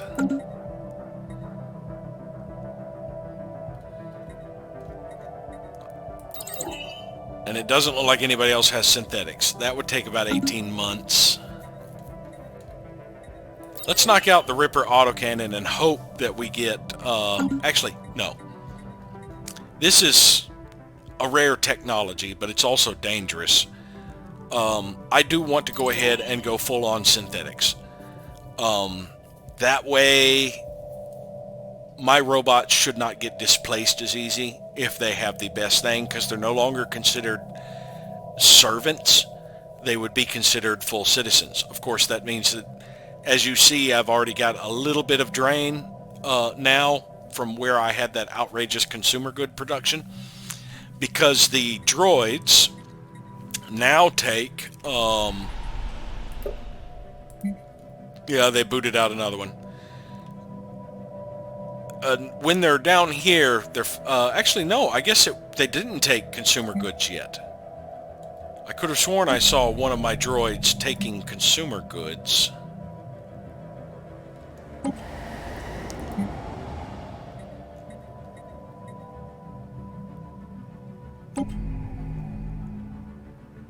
This world, let's see. Maybe it was just because of the job he was doing, and I misjudged it. I thought they already consumed consumer goods. There he is. Yeah, that upkeep of consumer goods is because of the job, not because of the robot. So that was a mistake on my part, misreading that. But I believe when they become full-on synthetics, they will require consumer goods as well, because they're basically people at that point. I still wish you had the option to churn out non-sentient robots as you unlocked the other tiers. I still wish I had like the option to make my technician robots just robots, not droids or synthetics. So it's time to start upgrading our fleets again. Third fleet, it has to upgrade all of its ships with the better armor. We'll just go ahead and have all of these fleets upgrade their armor real quick before we start refitting them. Now if I go back to third fleet now, yeah, my fleet capacity is now 110. That's 10 points shy of 30 per class. 20 corvettes are usually enough, but I could up my destroyer capacity with 30 in battleships. I pretty much already got the 30 covered with 3 of them. If I added 2 more, that would be 40 points in battleships. That would drain into somebody else. So let's see, I've got 20 in corvettes, 20 in destroyers, that's 40. 20 in cruisers, that's 60. Right now I have 24 in battleships, but let's say I did 40 in battleships. That would only leave me 10 points to add to these other 2 categories. Cruisers, maybe? Now, do I want to mix some battleship classes here? This one is my carrier. There we go. We can add another cruiser, 3 more destroyers, and have 5 battleships per fleet. And we do have the fleet capacity to have all of this. So we've got the hangar carrier artillery. Let's just go ahead and add the Lionheart to this one as well and make this one pretty heavy in strikecraft. Well, we've got more interceptors, so no, let's add more artillery here.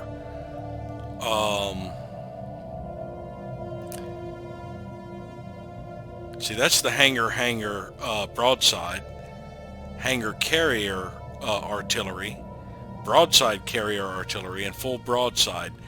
We don't have one that's heavy artillery.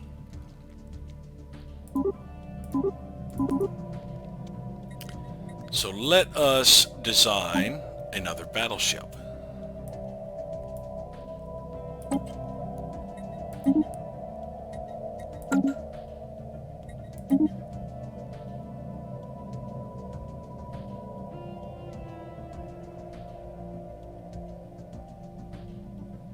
hangar core would give me 4 medium weapons.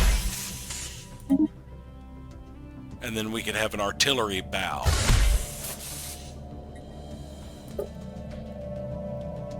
So let's get 2 lasers on the large. 1 plasma accelerator on the back, actually. And we will fill this with railguns, because they will have a range, if I stay at artillery range for this. These mediums will be able to hit, drop shields, and then my big punches will melt armor and hull. Now another thing they are changing. Let's see, this does not add to accuracy. So I am going to keep the 2 fire controls. Another thing they were changing with the combat is I saw that you had more options for armor slots and such. Also, as you saw during that combat, everything just kind of balled together, even though I had certain ships specify that they should be at certain ranges. Like my line ships should have stayed at 50 and stuff like that. They are changing the AI where your ships try to stay at max weapons range. So they kind of just try to stay out there and try to keep distant. But that means faster ships can get under the minimum range of artillery weapons, because the big ships can't stay away from them. So this is the Bulwark artillery.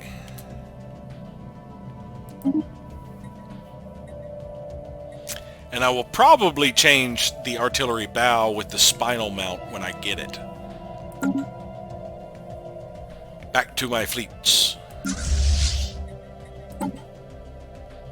That was 2nd Fleet, I believe. Yes.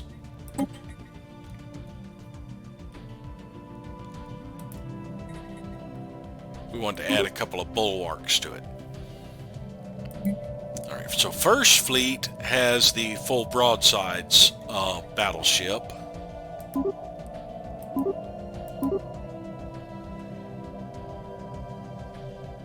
I think I just did that wrong. Yeah, no, I didn't. I just was looking at it wrong. So what... we've got interceptors for our destroyers, torpedoes. I do think I want to add one of the big artilleries to this one, but let's see. Let's add the Lionheart for now.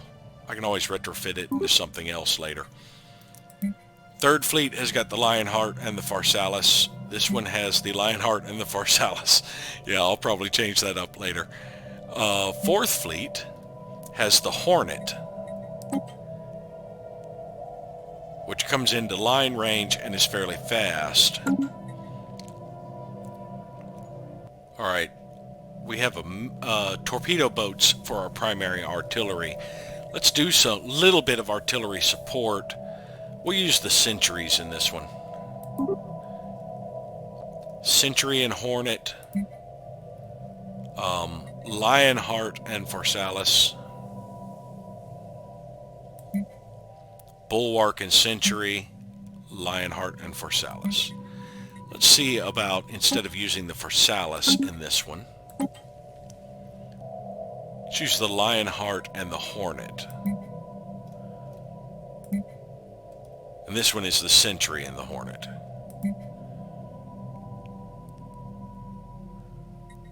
Yeah.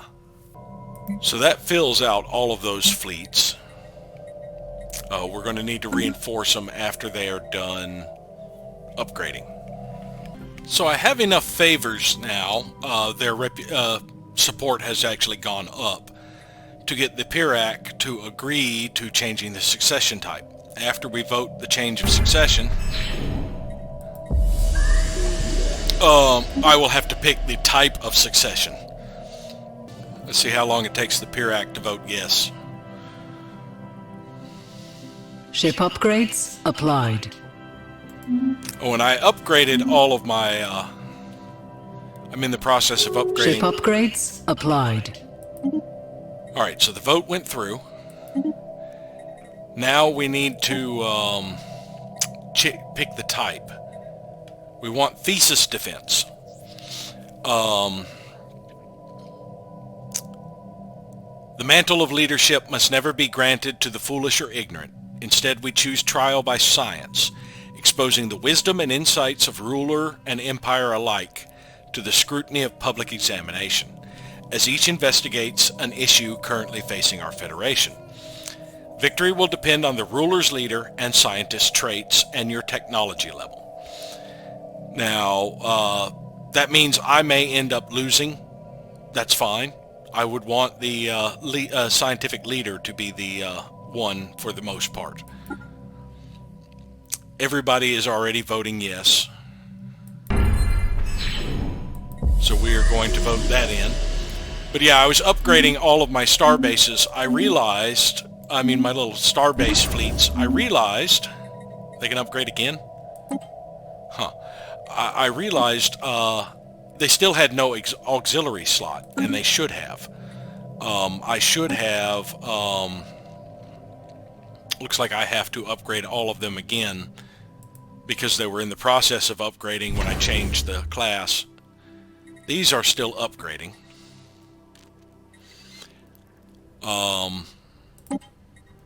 I've got to double check all the ones that are already upgraded now, unfortunately. Yeah, they have to upgrade again, damn it. Because what I was adding to them was the auxiliaries, the shield capacitors. They could use more shields. It's not a huge amount of shields that they get out of this, but they could definitely use more shields. That's a 20% increase in shields. As they get better shields, it will make a difference. But yeah, apparently I have to go through here and re-upgrade all of them, even though they just upgraded, because I should have waited for the design to change or something. I had just changed the design and clicked upgrade, and it didn't quite work, apparently. They still upgraded to the old class before I added the design. These are in the process of upgrading. Let me cancel those and then tell them to upgrade. Maybe that'll do it. Let's see, I have some at Limsa.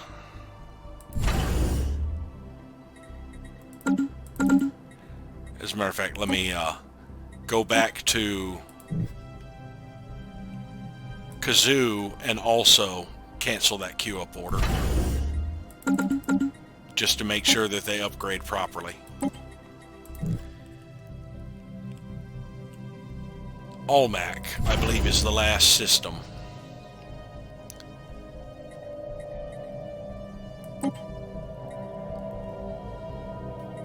They're not upgrading. Let me cancel that. Yeah, they can all upgrade. But I can only upgrade 3 at a time, apparently. I've got to wait until these 3 upgrade before I can upgrade the missile. At least one of them. I can actually progress it a day now. Nope, still won't upgrade.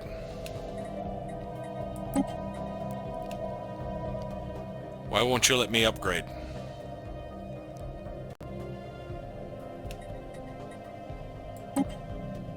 Really? I've got 10K banked, and you're telling me I didn't have enough to upgrade? Oh, I must have been low on, yes, exotic gases. That's the reason they wouldn't upgrade.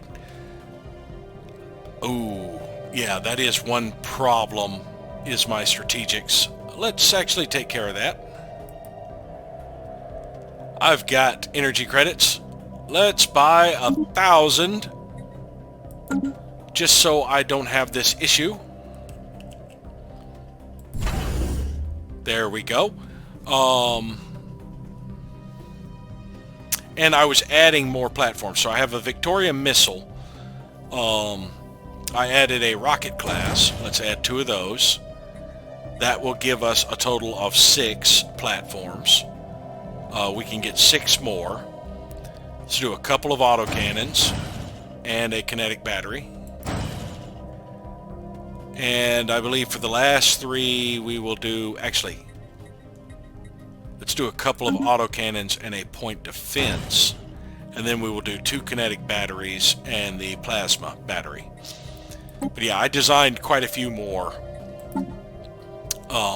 classes. I have one that is pretty much autocannons. It's to take care of anything that gets close. These will also target strike craft. My point defense is a mix of flak and guardian point defense. Of course, I've got my hangars now with boosted shield capacitors. Let's see. They have very little shields, only 500. The shield capacitor is adding basically an extra 100. My kinetic batteries are medium railguns. They'll shoot out to about 75. And my blue star has a range of about 80. It is to plasma throwers. My Victoria missile, of course, is still just the antimatter missiles, but my Blackham rockets, I decided to use the swarmers. So these things will shoot a lot of missiles at targets. And so this is now going to be a fairly defensible area. As soon as I get done with these last 2 upgrades. Ship upgrades applied. Alright, it has succeeded. So now, the next time it comes up to change type, it will actually do a challenge type succession. Alright, I want to check these to make sure that they don't need to upgrade again.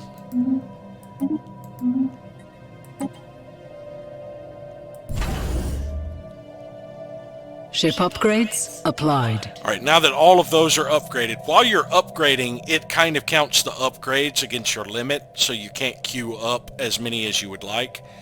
We're going to do 2 kinetic batteries and 1 Blue Star Plasma. That should be the full 12 defense platforms.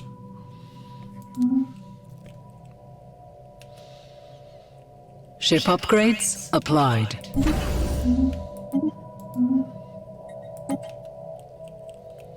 Alright, so since these are border stations, what I am going to put on them are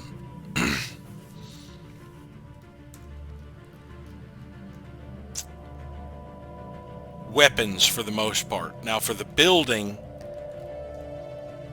usually a disruption field generator to drop shield hit points or communications jammer is a good choice. Also a listening post just to give you more sensor range, but I'm about to work on a sensor array. So we are going to put the communications jammer on these. And for modules, our first 2 modules will be more hangar base. I'm going to go ahead and queue them all up. Yeah, these had to upgrade again regardless. Same thing over here for Kazoo. We will add the listening post and 2 more hangar bays. And we will, after they finish upgrading the fleet there, we will be able to add more defense platforms. Right now it's saying my max capacity is reached. No, it isn't. I'm just upgrading the 3 I already have, but that is kind of the way it works. The mutagen would like me to renew my deal for rare crystals. I'm actually down to 0 rare crystals. I think I'm going to pass on their crystals. I will be able to correct my deficit, or I mean my lack of improvement soon. Back to the subject of lack of information, nowhere on here does it tell me when the next election cycle is.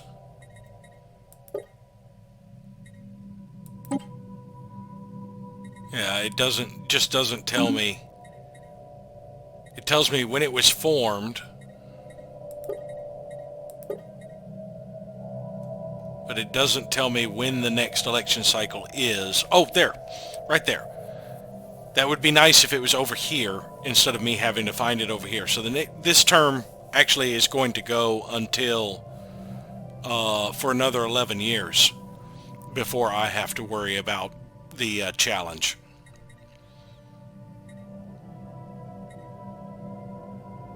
We could drop it down to 10 years.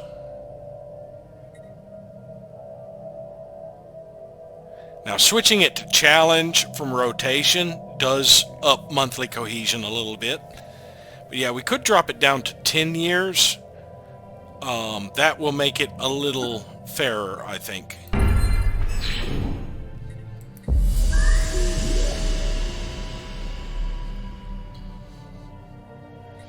And, let me check my Arcane Insights. I need to renew next year. Now, I don't want to use... I actually can use the relics like every 2 or 3 years, but if I get research speed again, it just overwrites it. I would rather hold until it's expired.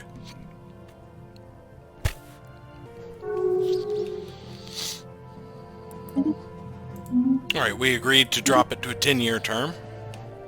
Ship upgrades applied. Third fleet is fully upgraded. Time to start reinforcing it.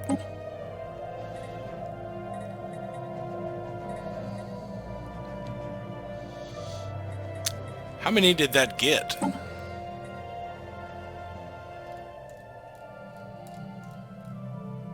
One of the battleships.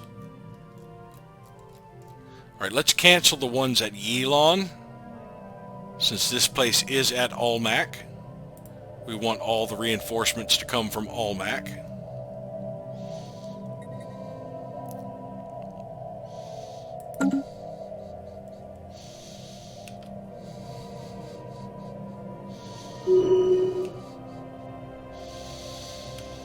Azerian refugees from the Hithian have arrived on Avalon. That was a Gaia world. Alright, Avalon. Let's take a look at this new species that popped up.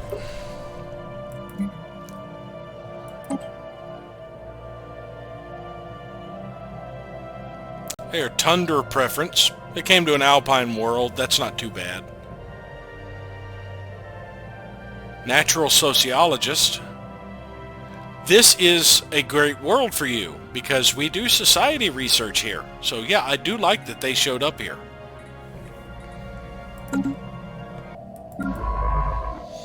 Oh, the Noble has been inactive. I don't know for how long. Let's see, let's go there. That will give us sight that way, and then we will turn around and go there.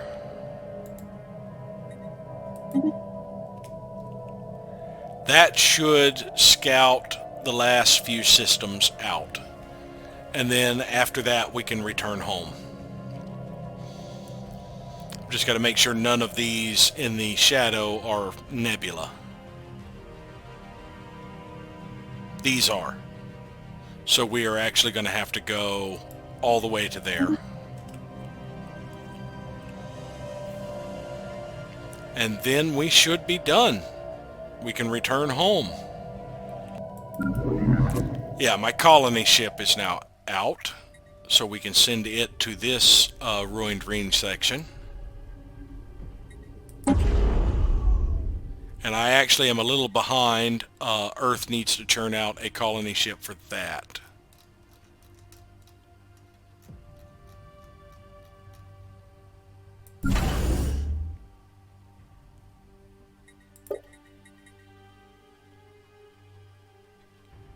See, colony ship.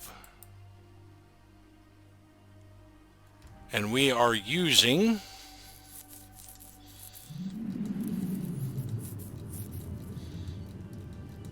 if I can find them, the upgraded Belmacosa, or the Neo Cinematis, because they have no, it wasn't them.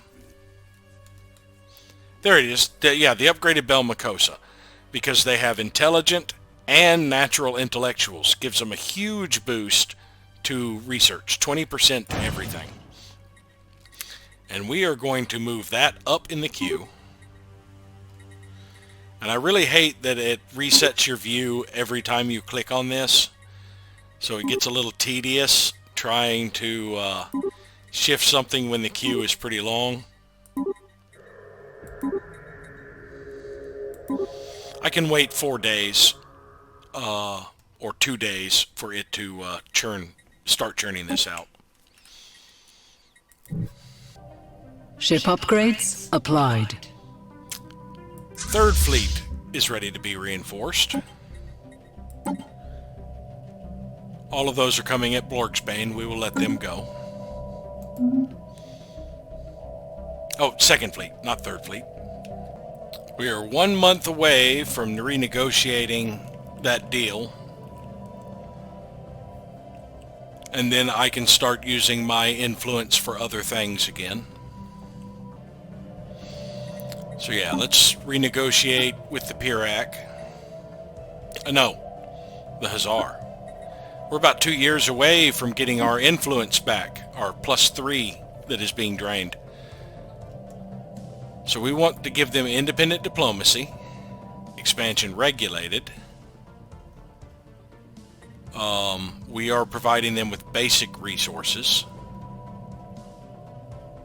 We'll join all of their conflicts. Get 4 of those and unified sensors. 175.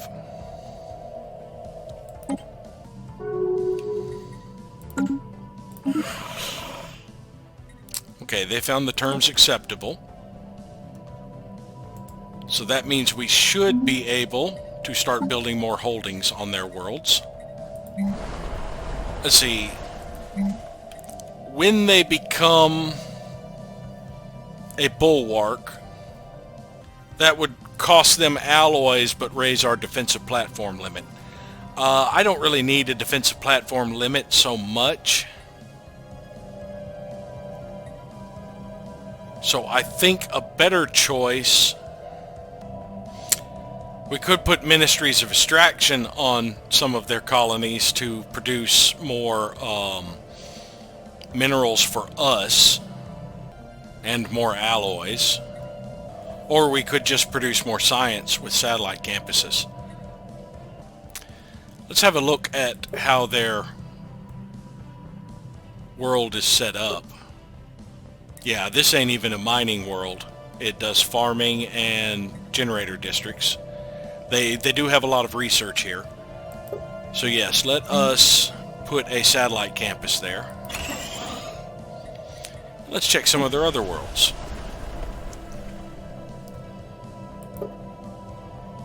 This is an industrial world with gas refiners. Let's check populations real quick. Yeah, they've got a bunch of decent population worlds. Oh, they have some habitats. Trade station, factory station, foundry station. They got a forge world. A factory world. Kind of a mix.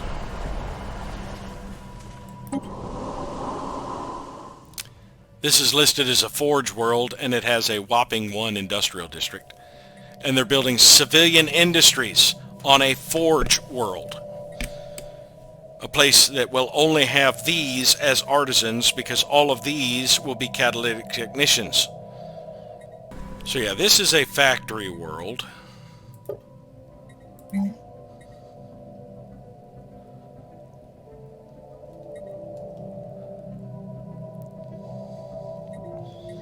I think keeping in theme with the fact that we are a scientific federation, we are just going to build a couple of scientific campuses on some of their larger colonies.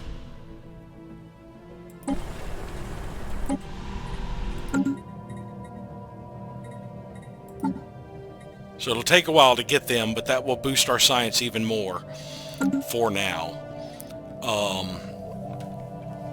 Although we are going to become a scientific powerhouse as soon as all of these ring structures finish completion and start filling up with pops.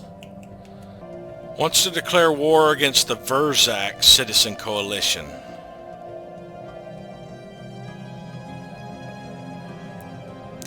To conquer.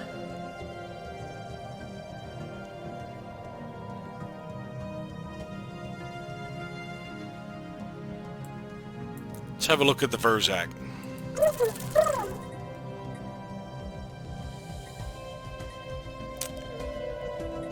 They're rivals of the Granshu. Rivals of the Commonwealth of Man.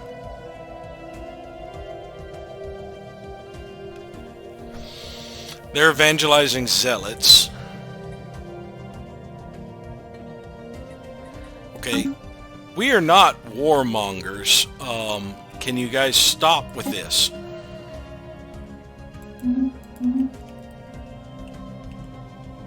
You don't even share a border with them, do you? Yeah, down here. Yeah, you can hold off on that. They are not the threat. The threat is the Prime Awareness. If you guys want to declare war against the Prime Awareness, I'm behind you. 100%. Construction completed. Alright, Sol Starbase now has all trade hubs. Let us change this over to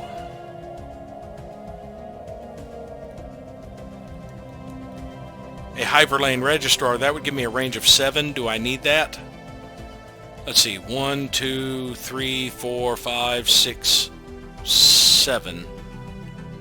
Oh wait. 1, 2, 3, 4, 5, 6. Yeah, 7 would get me to Kazoo, which already has a star base. No, I don't need 7, I don't believe.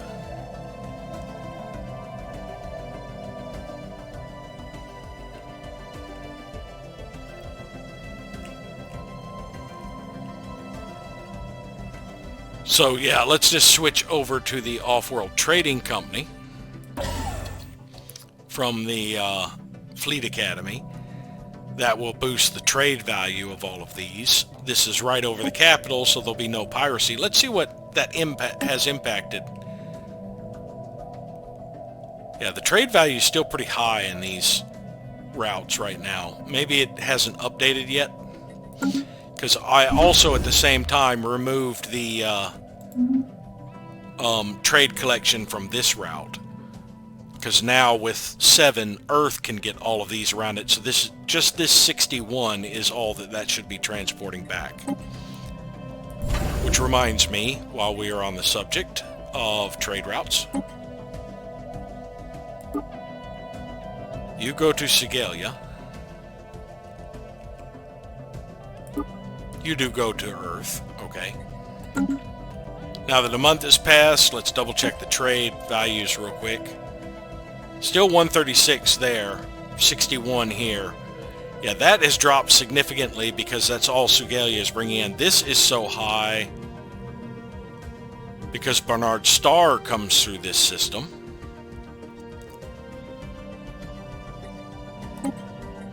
Yeah, it has 72 combined with that 61 to 130 something. And there's 360 coming through this way. Yeah, we're not suppressing this very well, are we? Well, no, you've got the piracy completely suppressed in Alpha Centauri. But it climbs pretty damn fast.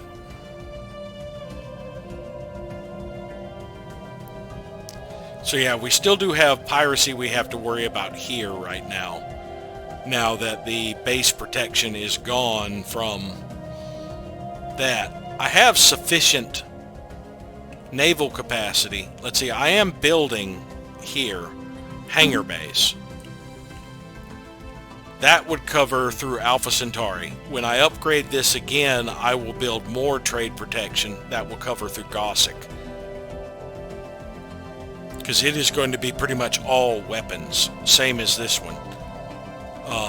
It will have a range of 6. 1, 2, 3, 4, 5, 6. It'll go all the way up to Chibane with its piracy suppression.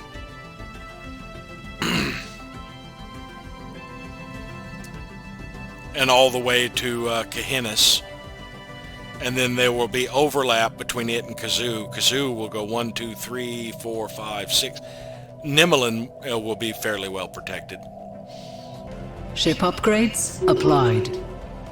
First fleet is fully upgraded.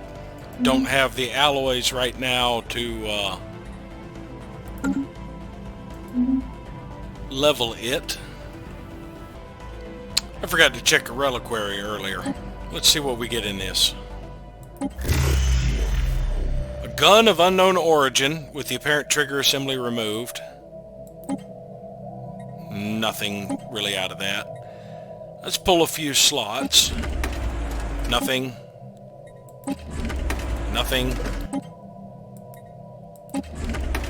Nothing. Nothing. And nothing.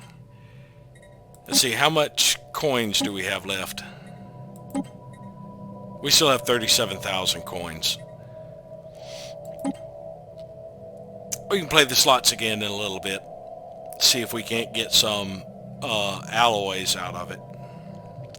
What do they have? The bauble collection again. Not interested, move along. Knowledge is the key to the universe. Advances in metallurgy permit us to build vastly larger and more durable structures, greatly improving the infrastructure of our colonies.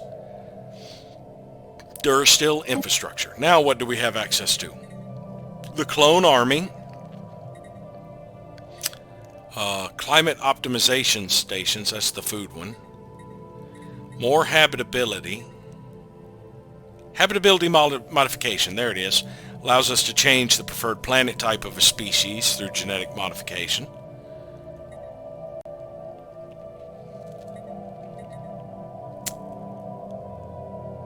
And I think there's a follow-up to this that allows them to randomly do it on their own. Let's just get the overall habitability of the foreign soil enrichment.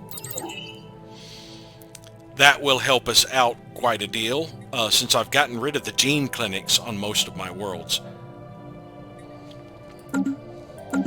Ship upgrades applied. Fourth fleet is fully upgraded.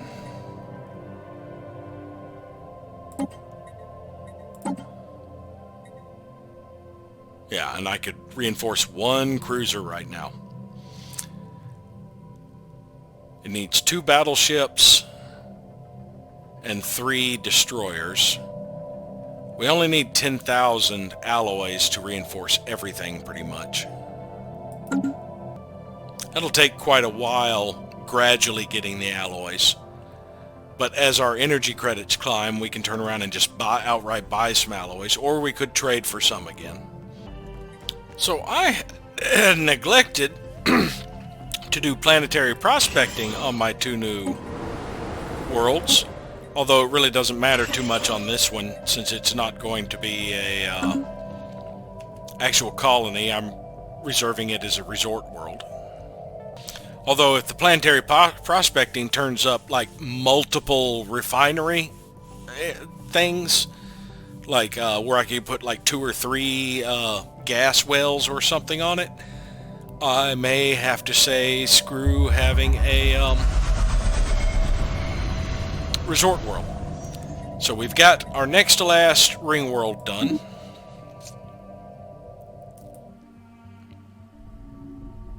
And I believe the colony ship is already in orbit.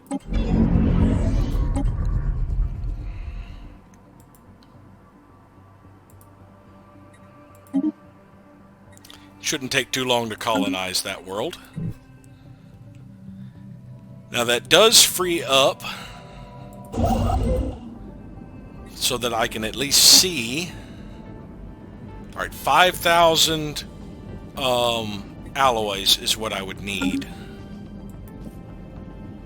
I can't afford to outright buy them. Let's see if we can trade for them. Let's start with the Prime Awareness. They tend to have a lot of alloys. Oh, our relations are dropping.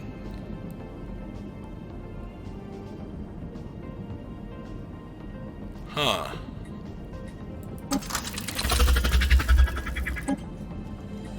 I need 5,000 alloys. They only have 1,700. Okay, never mind. Let's check one of our allies. I wonder if we can... Yes, we can. Let's see if the Hazar have any. Hazar have about 5,000. Let's see about getting 3,000 from them. I'll just give them a couple favors. And there was one person we should have been able to get a couple thousand from. Let's check the Darbalins, see if they have any.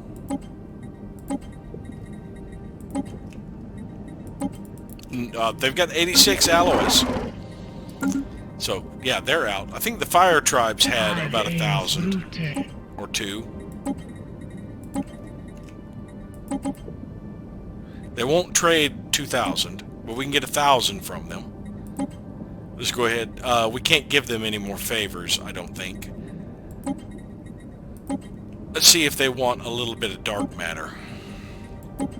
His autumn figure. So I need one more 1,000.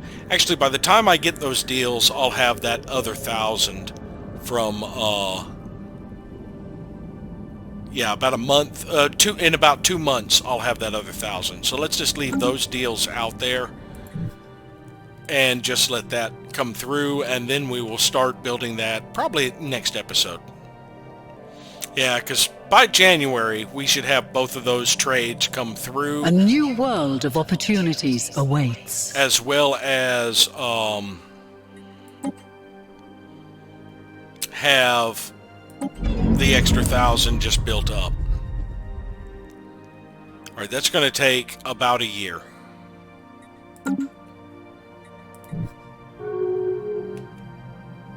Lavitur. They declined. They accepted. So we may not have that. I can probably buy another 1,000. Yeah, I can afford to buy 1,200 and get it now. So let's go back here and get started on the construction of this.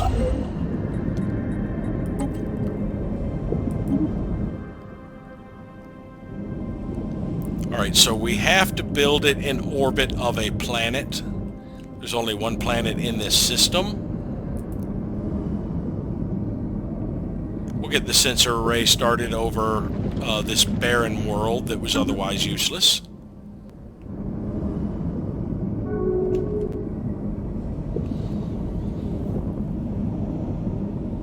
Senate floor is in session. They want us to renew the patronage. We'll go ahead and do that, even though they haven't been giving us much from it. We'll organize a festival as well. We're doing security contractors.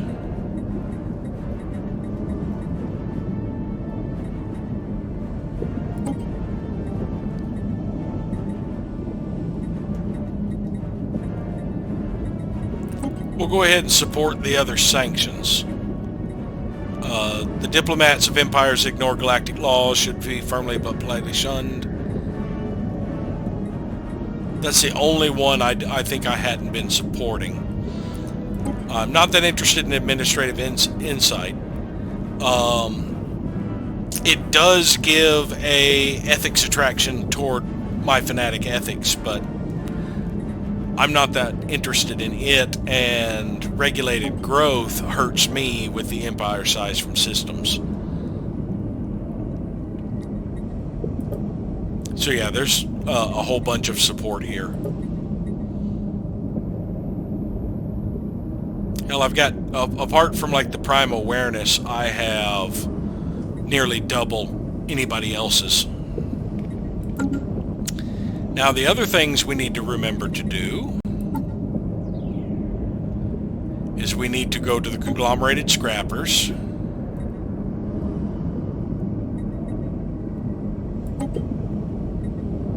And pick up their deal for engineering. We also need to activate our relic. Or no, that would be in another 5 years. Yeah. But we need to reverse engineer arcane technology. The artifacts can be used as a core for a powerful building that rivals those a fallen empire could create. We now have the ability to build a sky dome on one of our planets. Interesting. We'll have to check that out. Other than that, we just opened a reliquary, so I can't do a reliquary now. I don't think there was anything else I needed to do right before I ended my turn, but I do want to quickly check out that sky dome. I've got at least one planet. Yeah, let's just look at this one and find the sky dome. Okay, just a upgraded housing and amenities building. That's all it is. And I can only build one, I think, and then I no longer have access to it. So let's see. I'm curious.